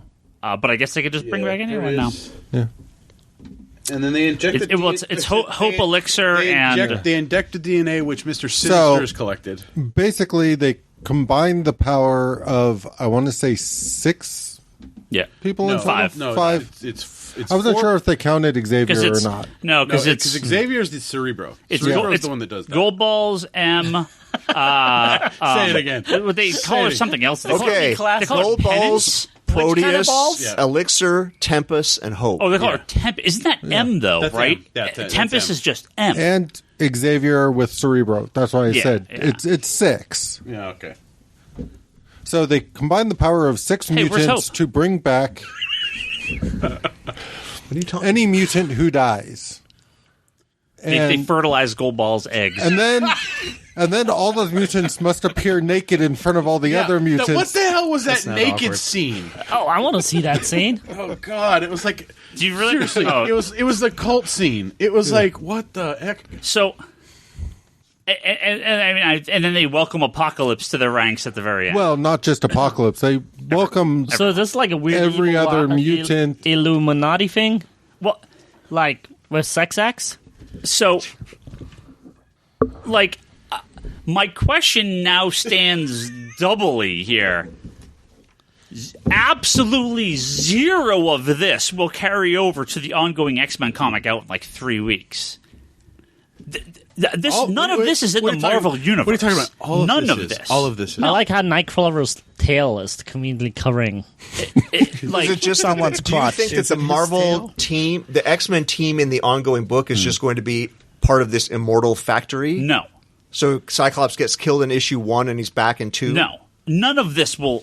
So why are we reading this? Because this is the story of all of Moira's weird lives. None of this can be in the regular X-Men book. Oh, man. I loved reading the Facebook group tomorrow. This, we're beyond, fundamental changes to the X-Men. We're on, we're beyond, Age of Apocalypse at this point. We are at, a cataclysmic shift to the characters that cannot function in a working Marvel universe. If they're like, if that's okay, I'm waiting until they discover that Wolverine survived the death, and then there's two Wolverines running around. I am totally okay with them killing Wolverine immediately, so he no longer has his hot claws, and now he's just back to being normal ass Wolverine. But he didn't even have hot claws in that one. Good fucking. Like, I think Hickman was just like, I'm not even going to wreck on that. I'm just going to ignore it. Right. So there is an out, and they have their out.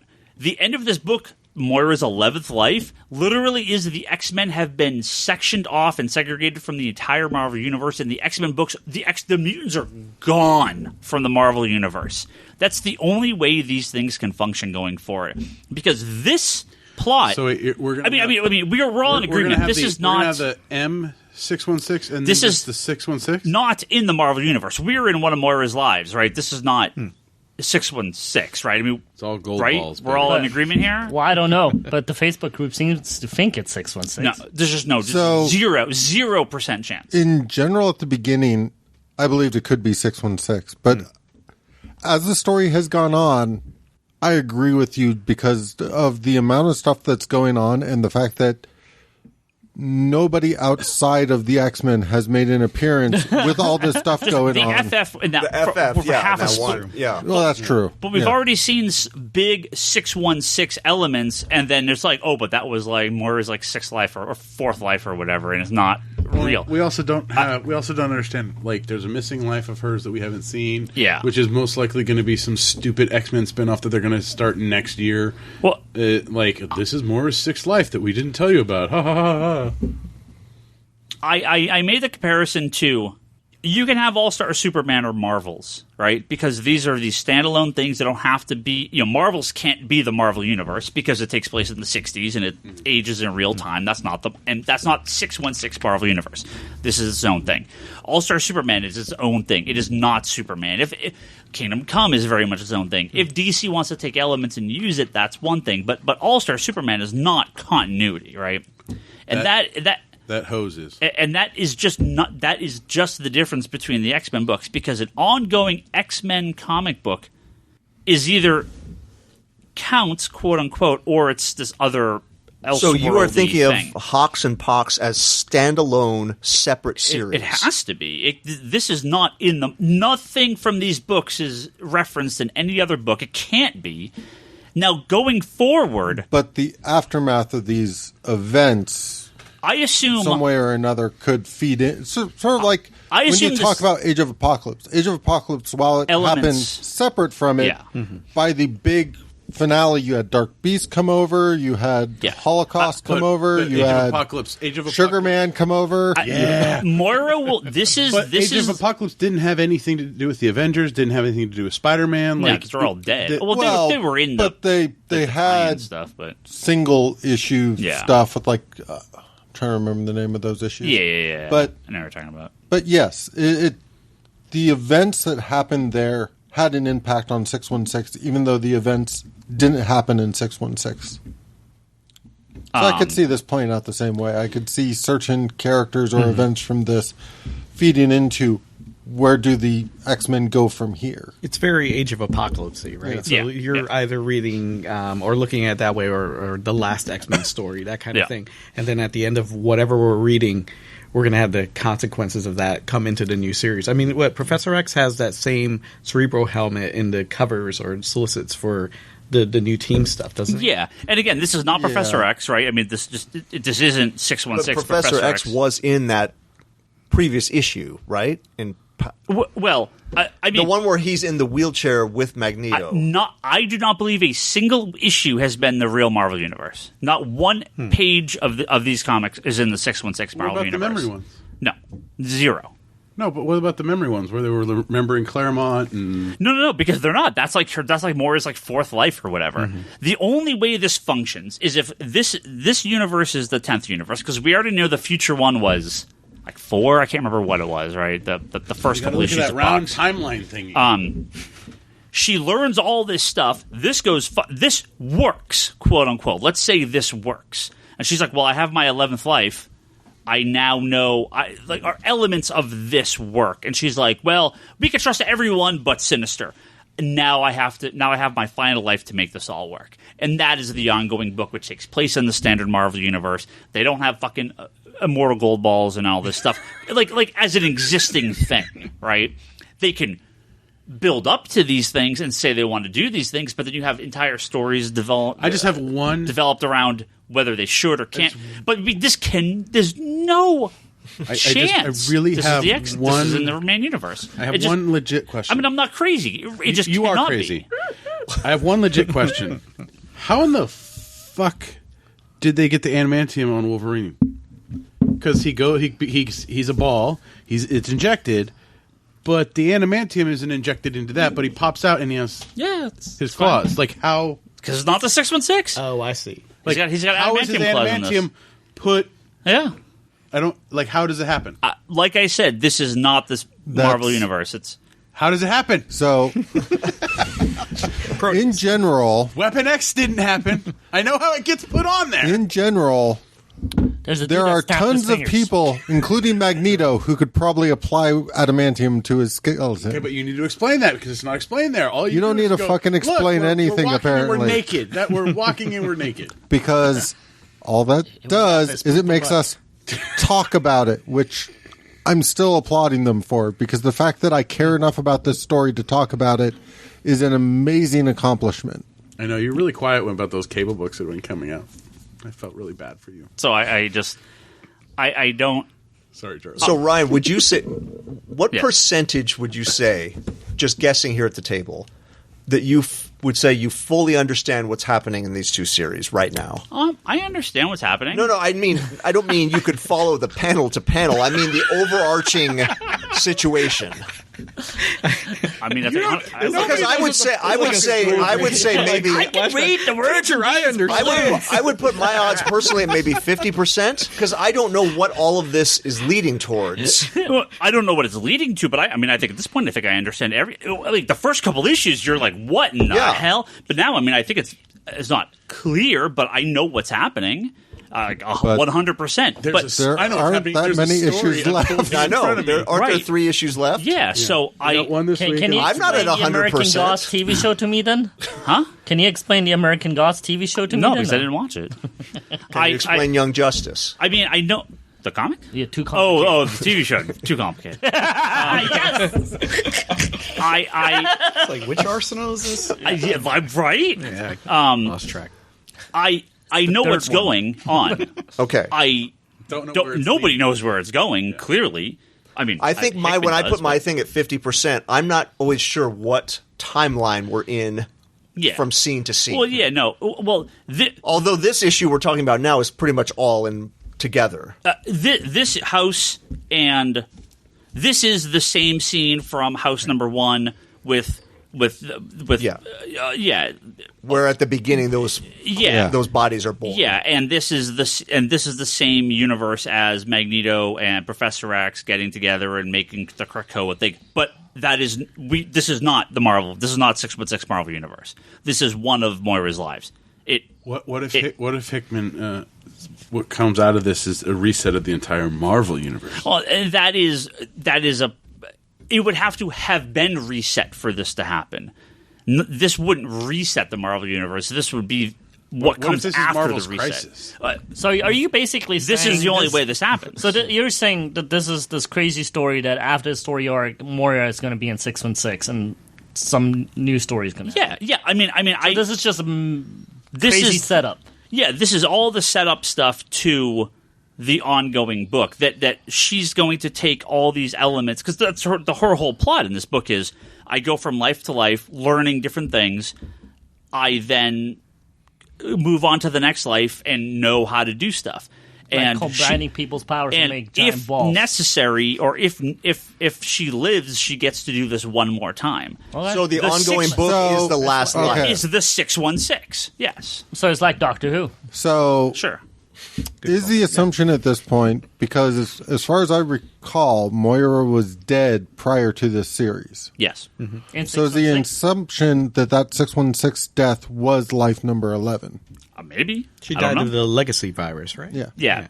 Well, they again in this, you need the timeline and thing, like I said, all of this other stuff. Unless they are crisising the fuck out of the Marvel universe, the timeline of this life is the legacy virus. She dies. It's not really her. The Morrison X-Men happens, and then House of X happens. And they've cut like 15 years out of the X-Men history in this universe. Well, that's where I'm. So, assuming she actually died of the legacy virus, and assuming the legacy, it could be the same. Where she has a Shi'ar clone body or whatever. I'm just thinking about the legacy virus because, of course, I made a big deal about the fact that you guys are forgetting it jumped to humans. But now I'm wondering if the legacy virus might have done something to her powers, and maybe that's why it doesn't reset on 11. Guys, Moira can have as many lives as she wants. Gold balls. Well, she keeps giving her new. But when she dies, it resets. That's the whole deal. She can't come back. Right? No, but you make up gold balls, and then there's always one. A gold balls clone. Gold balls clone. I mean, this is really what happens in the book, Toby. It's fascinating. I just love the conversations to get out of it. It's like, yeah, let's talk about gold balls, please. Some more gold balls and gold balls this. I mean, this is like Hickman's giant troll. Somebody's going to make their password gold balls after listening to this podcast. So, yeah. So, does anyone think this is the 616 regular Marvel universe? I'm just wondering if there's they're gold. If there's some plan to this of how to survive Moira's death. Like, could the end of this be some or all of the characters transition into the 616 so you have two versions of... Like, you get all the mutants on Krakoa, you figure out a way to have Krakoa survive a Moira reset. But what about... And then you have a whole group of new antagonists moving into the 616. I do have a question here on Twitter specifically about this, and we'll get to this because... Cerebra says, why are you saying you don't see any of Hickman's stuff carrying over to the other books when Doomsday Clock has the same potential, has the potential to do the same? And I mean, we were talking about Doomsday Clock. That was what was going to happen. It was going to carry over. Now, no, of course it's not going to carry over. I mean, elements of it could, but for the vast majority of Doomsday Clock, it is clearly not going to happen. I think like things like the metaverse and all that stuff, like those ideas will carry over if they want to. Yeah, but, no, DC could totally shock the hell out of us, and on December 18th, when Doomsday Clock number 12 shifts, Kevin Sharp, the following... Wait, hold on. Jimmy, 2019 or 2020? I think it's 2020. There, I got him back for you. I'm so expecting it's going to get delayed a week for Christmas. The only book at Christmas. If anything, if it actually shows up that day, I'm going to go intercept it, make it disappear. Just long enough for it to show up in 2020. So are you saying we're going to be going to Toby's funeral? DC's big event could start that first or second week of January that we don't know about, and it could roll right out of Doomsday Clock, but I think it's unlikely. Clearly, everything going on in House of Powers is going to carry over to Hickman's X-Men run. All of it's going to carry over. My thing is, this is just not the 616 X-Men. That's what I want to make clear.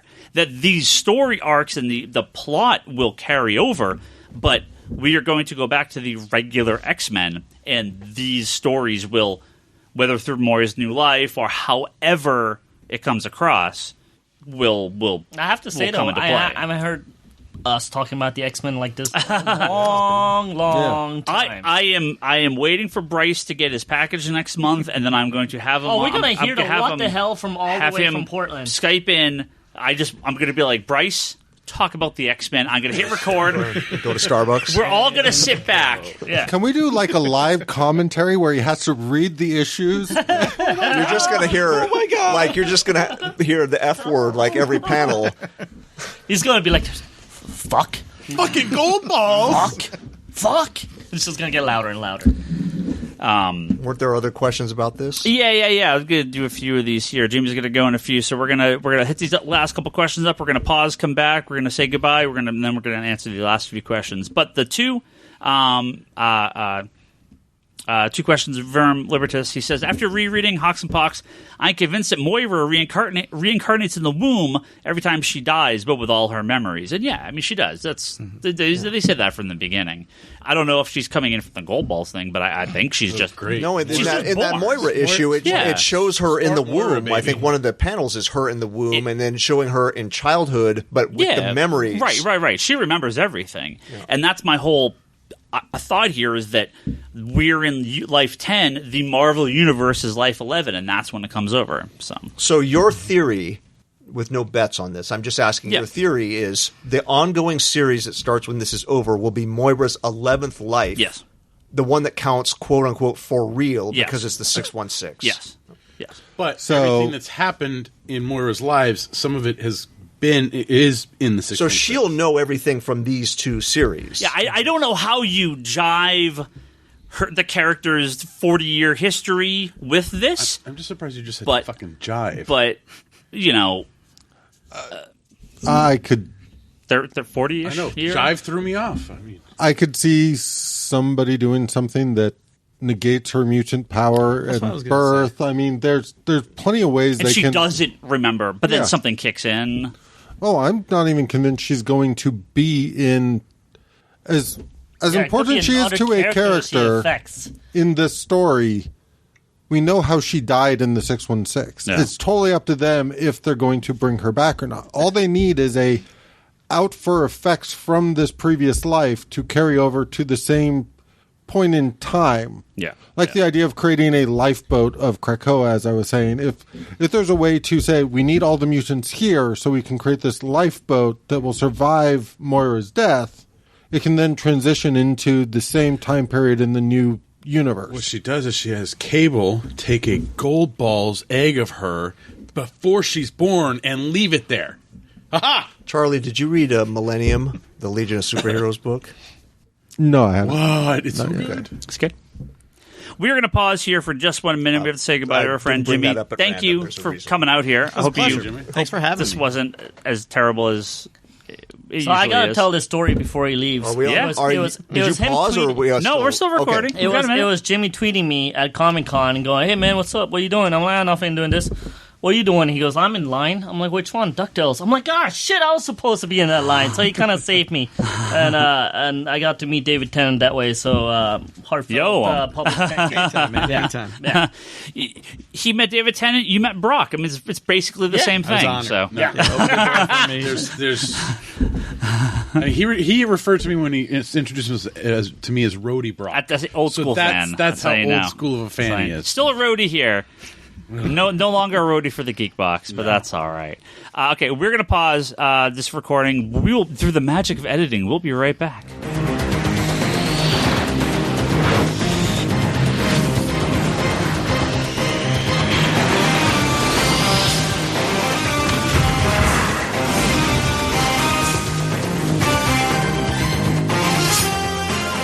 So, Charlie, the reason I was asking about Millennium, and this is only to spoil the premise for those who haven't read it, is that the premise in...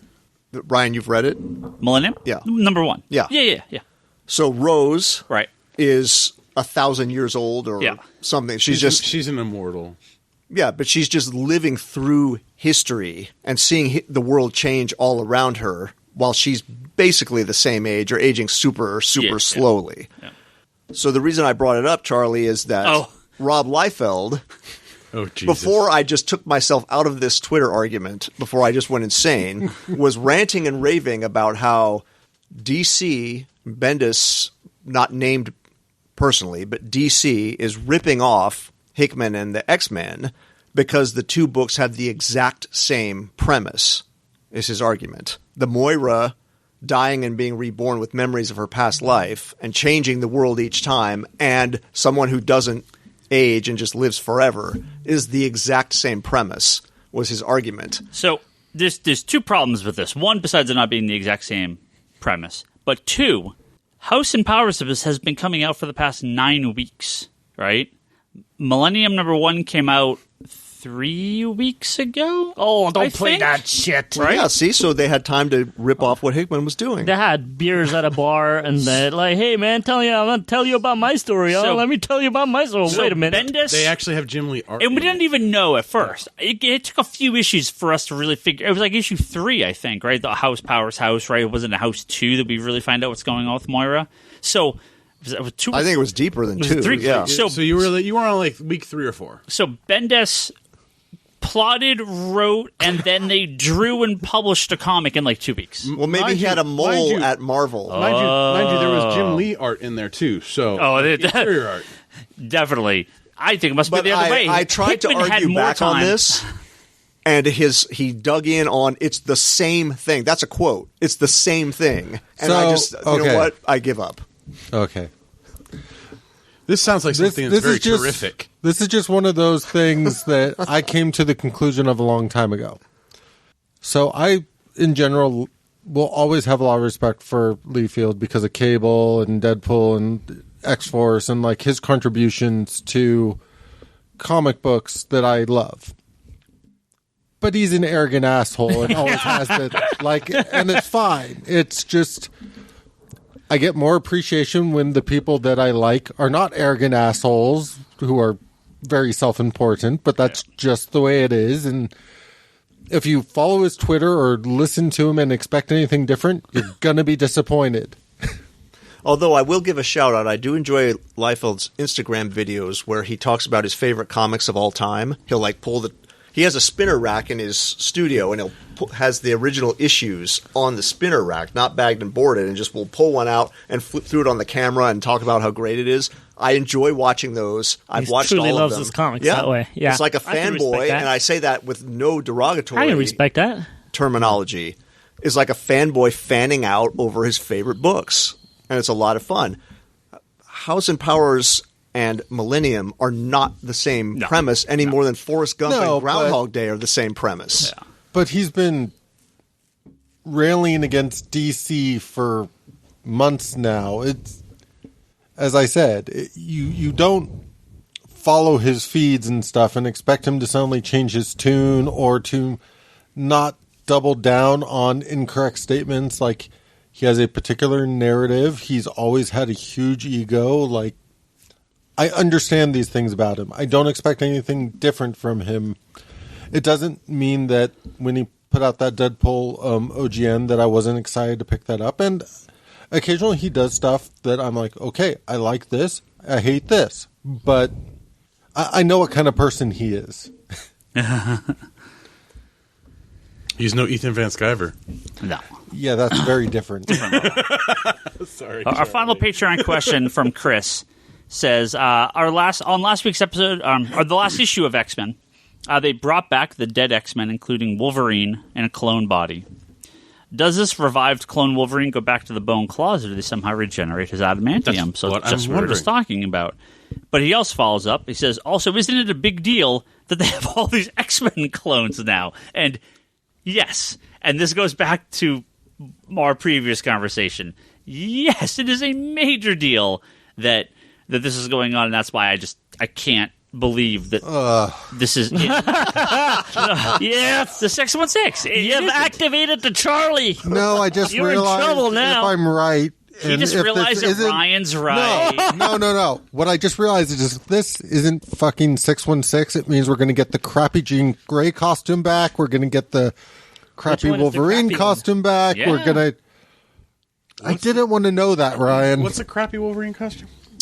His chef outfit with the bone claws? What do you mean, the? I was just wondering. Well, that's pretty bad, but I'm still going with no nose. And Ninja Turtle mask. Michael Bay Ninja Turtle mask. I was kind of enjoying some of the artistic changes. I'm like, good. I'd rather see these characters and... fuck. Well, there's... I don't have the covers in front of me. Have we seen Jean on the cover of any of those covers?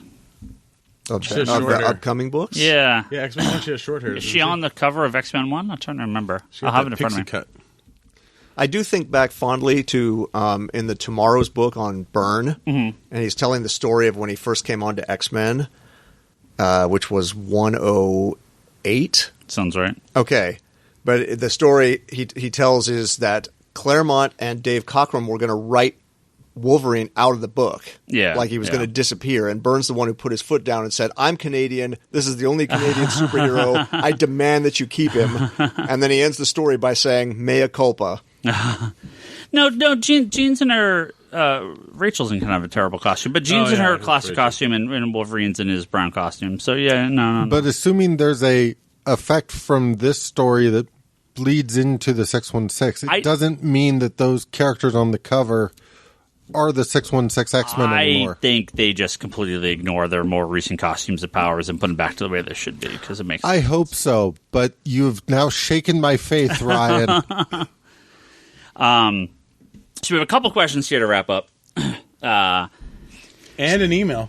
This comes from Jesse. He says, in regards to Doomsday Clock, not specifically about Doomsday Clock, he goes, but can a final issue ruin a series for you? Yes.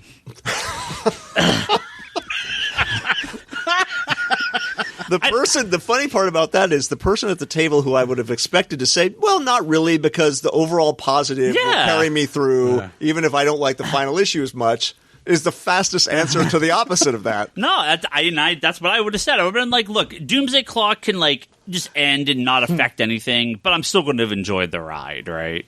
I mean, if this last issue sucks, really sucks, I mean, I guess that's one thing, but... Oh, my expectation is Doomsday Clock's going to be amazing, and it's not going to... But if the question is, can a final issue ruin a series? Absolutely. Well, yeah, if Rob Liefeld's doing the art on Doomsday Clock's 12, then... Well, the good news is we're getting it out in December, but the bad news is we had to call in some pinch-hitting artists. I mean, I've talked about how many issues I have with Heroes in Crisis, and a lot of it comes from the last issue. My hatred for Sins Past changed on an issue. Mm-hmm. It is very possible for an issue and the choices they make in an issue to ruin the enjoyment for what came before it. Yeah. It's absolutely possible. That first issue after Johns' run on Green Lantern was rough. But that's not the end of a story arc. No, and it's, in a way, I find that, especially when you talk about that, because he springboarded back in Rebirth and that kind of stuff, I don't view his run as negatively, even though it started out pretty negative. Yeah. I can kind of focus on sort of the Godhead story and what he did on where it ends is more important. Yeah, Vendetti's started weak and ended strong. It's so, and it doesn't even necessarily mean that the middle issue of a story can have the same effect depending on what happens in the book. As I said, Sins Past was not the last issue that ruined it for me. It was an issue or two before the last issue that ruined it for me. But that for me is absolutely a thing where that can absolutely turn on an issue. The choices in one issue can completely make or break. Yeah. So I was only half listening this entire time because Erica Durance was on the TV over there. It's been very distracting. In that soft focus. But I understand the question is basically, would the last two issues damage a whole run of things, right? It will a final issue ruin the book, yeah. Let me ask you what's worse because of a certain graphic novel coming out tomorrow. Would you rather have something just never end, as in Battle Chasers? Or do you want something to end but horribly? What would you pick? What would you prefer between the two? I mean, I prefer it end badly than not end at all. Than not ending at all? Yeah. I don't know. Because how long have you waited for the ending of that? But if some dick shit artist, I don't know, someone that draws Break for Hands, but I actually like that guy, were to finish the book, I don't know if I could like it. So to Charlie's point, the last two issues, if they got some fill-in artists that they found off the street to finish the book... Well, that's different with Battle Chasers. That's created around. That would never happen. Yeah, but I'm just saying, for example, if that would end it that way... It's so funny you're talking about art because I wasn't even thinking about art. I was thinking about the story. And I was just but... Well, yeah, because art is relevant. Art is irrelevant in the comics. Yeah. So the best example... No! The best example I can think of what Toby's talking about is actually The Tick. Okay. because the Tick had 12 issues that ended on a cliffhanger that was written by Ben Edlund. All 12 issues on a cliffhanger? No, the 12th issue ended on a cliffhanger. Yes. And for years and years and years and years and years, Ben Edlund said he will come back and do 13 someday. Well, at least he said he would come back. To this day, he still has not come back to do number 13. But at least he's willing what they did is they put out a pseudo 13 where somebody else wrapped up that, but called it pseudo because if he ever does come back and do his actual 13, that will enjoy that.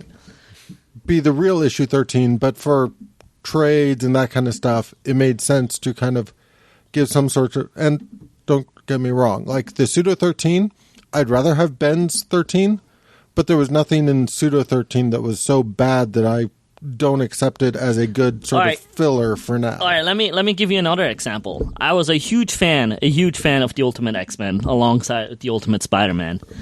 And I think around issue like 20 or maybe 12, they had this weird they had this weird fill-in artist that drew like very cartoony, and it was completely different than what they had established against Andy Kubert's art at the time. But who cares? I'll fucking kill you!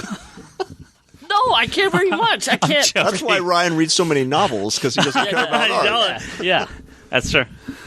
Yeah, I read a lot of art books for not caring about art. So the Abnett and Lanning Guardians is the same way. There was a fill-in artist they had come in at like the late It destroys the entire fucking... That, like, threw me off, and I was like, what the fuck is this garbage I'm looking at? Like, it throws the entire... Like, that's the argument you had with Mark Miller, our good friend Mark Miller. Like, you were like, oh, well, his point was, who cares as long as you get that nice hardcover at the end, right?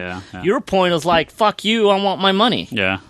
So I'm gonna go. I want my money. Yeah, I'm gonna go with Mark Miller on this one. I want my nice hardcover at the end. I don't want some random fucking jerk off in the middle of it doing like, here's my fucking, unless it's Tom King, but here's my little doodle man, and this is how I'm gonna continue the story. And then we go back to amazing I don't think art. anyone understands what this. I know what you're saying, but I don't think anyone else knows what you're saying. You're talking. Correct me if I'm wrong. You're objecting. Do you have the Ultimate X-Men here? I'll show you. You're objecting to an artist, different artists filling in, just to get a book out or finished. So when you say my nice hardcover is, you mean a nice hardcover with the original artist doing the whole thing? Yeah, well, I famously have paid Ryan lots of money for a very fancy hardcover by this fucking Battle Chaser motherfucker, where he must at least do that much material to do another hardcover 20 years from now that I could put next to the hardcover I already own. Does it say volume 1 on the side of that book? No, it says complete. Mark Miller. I wish I would have called it the incomplete. That would have been awesome. That would have been quite. I actually don't know if it says complete. What Toby was referencing was the Civil War comic was greatly delayed, and Mark Miller said, "Who cares if the comic's delayed as long as your hardcover has one consecutive artist through the entire book?" And I'm like, "That's nice, except for everyone that has to pay bills based on the sales of your comic right now." So, but. Yes, the best of both worlds is that it's the best art the entire way through. That's not always possible. But your point at the time had nothing to do with can the Civil War comic be delayed. It was all the comics that were tying into Civil War. It had aftermath stuff. It was also he kicked you off the board. That kind of angered you. Hey, actual comic news. They closed Miller World. Really? They closed the forum. Yeah, I found that out. You must have made a happy dance outside. I didn't have a happy dance. I was just like... I guarantee you, Ryan would be as upset about Doomsday Clock if it was holding up all of DC from printing books. Oh, and that's why DC didn't do it, right? DC is like, we're just not going to tie into Doomsday Clock. Right? No, if DC was like, we're not going to publish Superman for 18 months because we have to hold out for Doomsday Clock, I would be like, fuck Doomsday Clock. Like, that would make no sense. Toby, just clip the audio out of this that just has him saying fuck Doomsday Clock. I mean, it just wouldn't make any sense, right? That's really my entire point is to get her to say that, right? If it's delayed Batman, if it delayed all the Batman titles, then you'd be out of business. Yeah, right, I would. You'll hear plenty of fuck Doomsday Clock in 2020. Okay. Let me go back. what if at Civil War didn't come out, but all the side books came out that would spoil the Civil War? Would you have been okay with that? I wouldn't care because it's the creator's fault for not. It might not be the creator's fault, but it's the publisher's fault for realizing that these guys can't do a monthly comic, right? And Doomsday Clock's similar. But would you have preferred that if they would have just released the books and you just told everybody you better just not read this shit if you want to enjoy it? Yep. All right, fair enough. Yep. I would have no problem with that. You just have a problem with them holding back. Yes. So your problem is not really with Mark Millar. It's actually with Marvel. I mean, it was his. I mean, at the end of the day, it all goes down to Marvel and editorial at that time. Yeah, but he spoke you out, and you like had to not me specific. Yeah, he did. A number of people, but yes.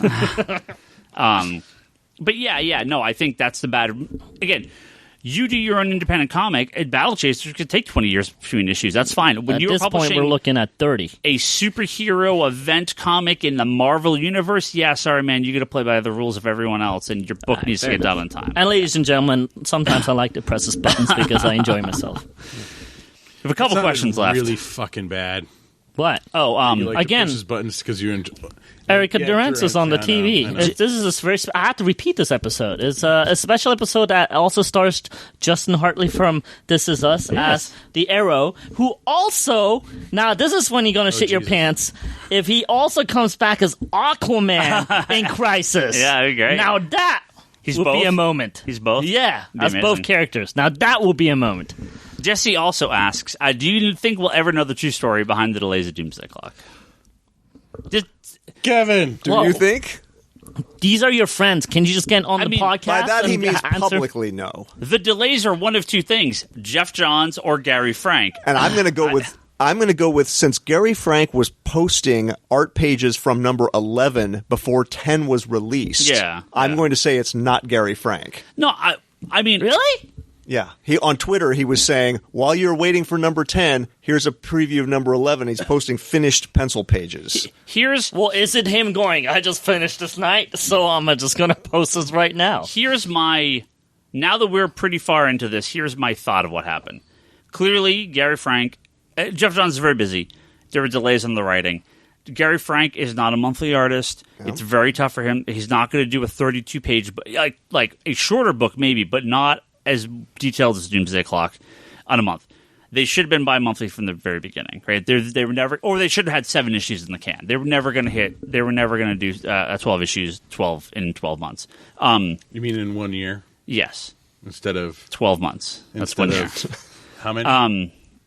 So 3 years now? I think it's a combination of both. The schedule of Gary Frank doing the longer art was never going to be monthly, but clearly Jeff Johns is busy on a billion different projects.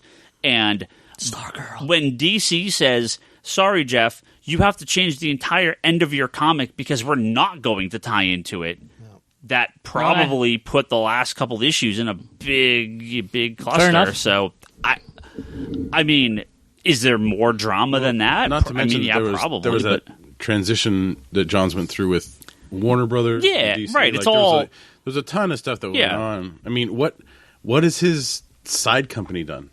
Nothing. There's the Stargirl and Green Lantern Corps. You mean his production company that's producing shows? It's not his side company. It's his company. Yeah. I mean, I am curious about some of that, just because he still has producer credits on like Titan season 2 and that stuff. So I'm wondering if that stuff is technically. I think he's still working on it. Oh, Titans. He's on that, too. Yeah. Diane Nelson on her, quit her, 4th Twitter and Facebook account, so drama. So what's your answer to the question? Yes or no? I mean, no, we'll never... I mean, I could... 30 years from now, who knows? Some article could come out. We'll finally talk. But I mean, I think it's just scheduling. Ego. I think it's scheduling and changing the ending. I mean, I don't think there's a ton more to it than that. Oh, I'm sure we will know more, if not all about it eventually. Just because most of this drama eventually, we hear about drama that we didn't even know was going on 20 years ago. Well, with the internet too, you expect to hear the stuff immediately, right? But social media. The part I'd most like to know. I mean, those are the big strokes. What you're describing is those week by week delays for that one issue. Yeah, really I'd weird. love to know the story of that because that's just weird. Yeah. Well, I also wonder if they said, "Look, the book is done. It doesn't matter. We know when Legion and JSA are coming into Superman and JLA. Why don't we just have these happen at the same time? So we'll delay it. Doomsday Clock hits here, and then that gives them more time to work on the book. And then JLA and Superman, they pop up the next week, right? Yeah, I do agree that some of the delays were strategic. Just because I'm telling you, was it number 9 where each week they would announce it was delayed another week? No, it's 10. It was 10. Was that 10? Yeah, I don't remember now. And that's when I started my countdown, or my because it just Twitter kept thread? every week. It was delayed another week. I mean, I understand if you say, well, it was originally going to be October 15th and now it's going to be November 15th. Yeah. But to go October 15th to October 22nd to 29th to November 6th to each week. Yeah, it's weird.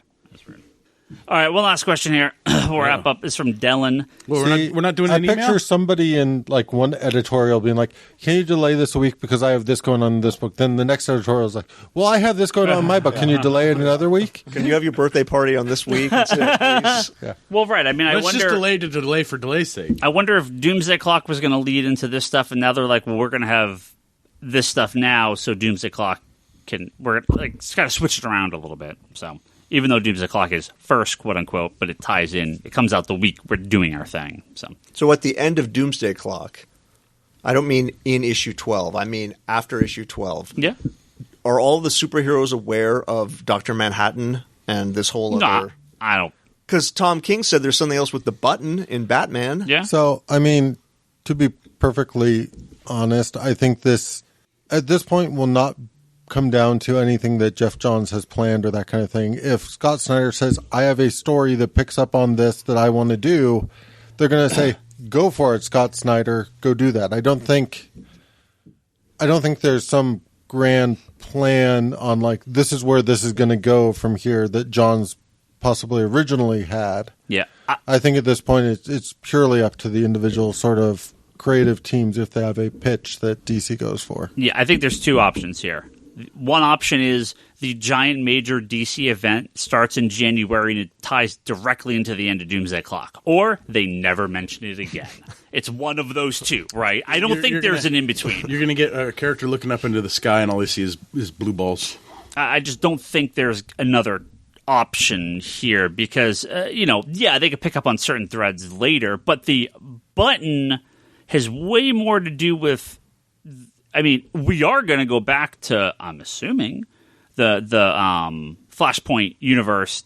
In some, they're not going back because they destroyed it, but they're going to do something with it because clearly this. I mean, I guess clearly what the covers kind of spoil this a little bit. I'm trying to see where you're going with this. The covers kind of spoil this, but like Bane's master plan is not really Bane's plan at the end anyway. I mean, this is all leading up to a big end fight with Thomas Wayne Batman, right? The kind of being like the puppet master. So he's sort of pulling Bane's strings. That's at least what the covers seem to imply. So I think we're going to get more stuff with the button, but it's not going to have anything to do with Doomsday Clock. It's just going to have to do with them having brought over the... Well, the only characters that are affected... The Flashpoint Batman. Is the Flashpoint... Well, we have the Flashpoint Batman, Barry Allen, Reverse Flash, and Wally West. Like, those are the only people that really know... And I don't think Flash Forward's going to tie into it in any way. I don't. It doesn't appear. I mean, who knows? Yeah. Still, we'll have to see in 20 what when it comes to out? a degree. I still can't fully grasp how. I feel like the plans were separate, but it's really weird to me that we have a evil Thomas Wayne running around at the same time as a evil Jor-El running around. Like it's. Somebody has daddy issues. Yeah. These things tend to happen in tandem with each other. Which means we need like a Superman Batman or Batman Superman right now. We have Superman. We have Batman Superman. Superman. So we need the Batman Superman issue with the dads. Oz and Flashpoint Batman together. That'd be fucking incredible. Final question here from Dellen. He says, where does Nightfall rank in the Batman events? What's Nightfall rank? Pretty high on my list, even though I was going to say maybe a significant length of time if you want to read the whole. Yeah, and also, I don't know. I mean, you probably reread it recently, huh? Not super recently, but... I just don't know how, if I reread it, how it would hold up. I mean, when I did my reread of it, it held up pretty well. Yeah? All things considered. It's been a long time for me, and sometimes... It's a significant chunk of... Because... Yeah. Here's the thing. Like, if I read The Death of Superman, I always read through Funeral for a Friend and Return. Like, to me, that's the trilogy. If I sit down to read it, I read the trilogy. Yeah. Nightfall's the same kind of way. You have to read all 3 hardcovers. Yeah. Of which I have 1 and 3. I'm still trying to get number 2. I know. I mean, it's a significant, an iconic Batman story as there is. I mean, it's the Broken Bat story is it's visually. I mean, it's imprinted a lot of people's memories. It is the first Batman event, right? I mean, there were obviously big stories prior to it, Year One and Killing Joke and Son of a Demon. The demon stuff, and obviously they had stuff before. They had stuff before, but nothing is this significant or this encompassing. I mean, it's also like first time in ways Nightwing taking over afterwards. You have Azrael, being the Bat. Nightfall was not so long after the concept of the events really started with Crisis and Marvel Superhero Secret Wars and all that. So it's not that far removed. It is a very early event as far as comic events go. It was 92, right? 92 to 93? Same year they came out. About the same time they came out. I mean, it was right after that. It was very confusing. Again, similar to Age of Apocalypse, the second time when I actually moved to the States. When Azrael Batman was on, that's the time when I visited that one comic book store where I bought the 9 pocket things and understand tax. They had a giant Azrael Batman poster on the wall, and it was fully armored Batman. I was like, the fuck is this shit? This is not Batman. But, similar in the Age of Apocalypse thing where take me out and throw me into a pond, and I was like, whoa, what's going on? Pond. Yeah. So that could be a Patreon tier. I do actually equate Nightfall and that kind of stuff to similar to how a lot of the X-Men events and stuff were handled, where when you had a X-Men event, it would go into X-Force, it would go into X-Factor, it would go into Excalibur, it would go into the X-Men titles. Like it felt like this was such a significant thing that touched that entire sort of family of books. Yeah, and I will also say... And Nightfall was very much the same kind of thing. It touched the entire Bat family of books. Yeah, but I almost want to say it's almost... I mean, correct me if I'm wrong, but it's almost like the real... Maybe not the real birth, but kind of the birth of all the Bat family books. I mean, I think people paid a lot more attention to all the side characters after Nightfall than they did before. There's a Robin book. Sure, there was a Catwoman book, right? I mean, the whole Jim. Well, they launched right prior to it as well. Yeah, but I think Nightfall kind of the whole Chuck Dixon stuff was right after Nightfall. Like all the Birds of Prey stuff, all the stuff I have really big memories of. And sure, part of it's age, and it just happened to be that time for me. But I feel like Nightfall was kind of the start of Batman and he has a family. Sure, they have that stuff before, but I think that really kind of put the pillars on what we have as the Bat family today. No, it's interesting to also think about. I remember reading books at that time, and I was absolutely committed to buying them all. Anything with that on there, I was buying it. It was Batman, it was Detective, it was... Catwoman had issues. Robin had issues. And a couple... Was Legends coming out at the time? Legends of the Dark Knight? I don't remember offhand right Sounds kind of right. I think Legends of the Dark Knight had a couple issues that tied in. There's so many things that tied in and then so much stuff that comes out of it. And then that kind of continued for, down the road. You had Contagion, you had Prodigal Son, you had... No Man's Land, you had War. What was the War one? Yeah, but it's weird because I remember buying all those books and kind of loving buying all those books. I was so invested in that event at the time that in a way it's an interesting sort of thing when you look at a lot of the events that happened after, where I did get more critical around like why am I buying this book? Or you know what, this one doesn't look like it. Like at the time, because so much of it was about seeing how these characters reacted to what was going on with Batman or what was going on with the new Batman. And like, you wanted to see how is Catwoman and him going to interact. You wanted to see how is like, it was an interesting time that way. Like part of it was just about more seeing people's reaction and less about like, how is this going to move the story forward? We have a special plug here from Jimmy real quick. Jimmy, want to take it over? Oh, so is it okay if I plug my podcast? Absolutely. That's awesome. So me and 3 of my buddies came up with a podcast. It's about relationships, work relationships, and a lot of happy hours thereafter. It's called The Social Forum. You can look for us on socialforum.buzzsprout.com. And so when Social Forum as in FOUR. You can find us on Instagram, The Social Forum, Twitter, The Social Forum, pretty much all those sources. So cool. Yeah. Nice. Check us out. Nerdy Love Life or Love Line or just regular? We're all over the place. Like, we're pretty messy. Like, you know, we'll wind up having some drinks and talking about things. Well, this sounds like something Craig would want to be on. Yeah, we stray all over the place. And I'm thinking you're calling in. I probably will. That'd be the episode to listen. Like last week, I think we were talking about the merits of Dark Knight Rising. And on a relationship Kinda, podcast? Yeah. You know, the whole thing about, you know, Batman, like, just completely quitting and, you know, getting with Catwoman, which is actually becoming reality, which is kind of strange. And normal people listen to this podcast. That's what we're shooting for. We're Do shooting they for, still like, listen to your podcast? That's the question. Episode? I'm not sure. They might have left us after we made those opinions. So, and maybe you get some new listeners because of this now. We're hoping. Yeah, there you go. We're trying to get the bump. We're trying to get the Comic-Con. Very nice. Appreciate it, man. Fantastic. And you should go listen to his podcast. That sounds like a lot of fun. Mm-hmm. We have to thank our good friends on Patreon as well. Joe Duff, Sam Che, Andrew Nelson Mendez over at the Recovery of an Anime Junkie podcast. Make sure you go check out that podcast. Of course, our good friend Craig Anderson, who's at CraigPAnderson.com. I don't know if he wants to be called a life coach. I don't know if that's quite the right word. If you're a professional. He's a professional.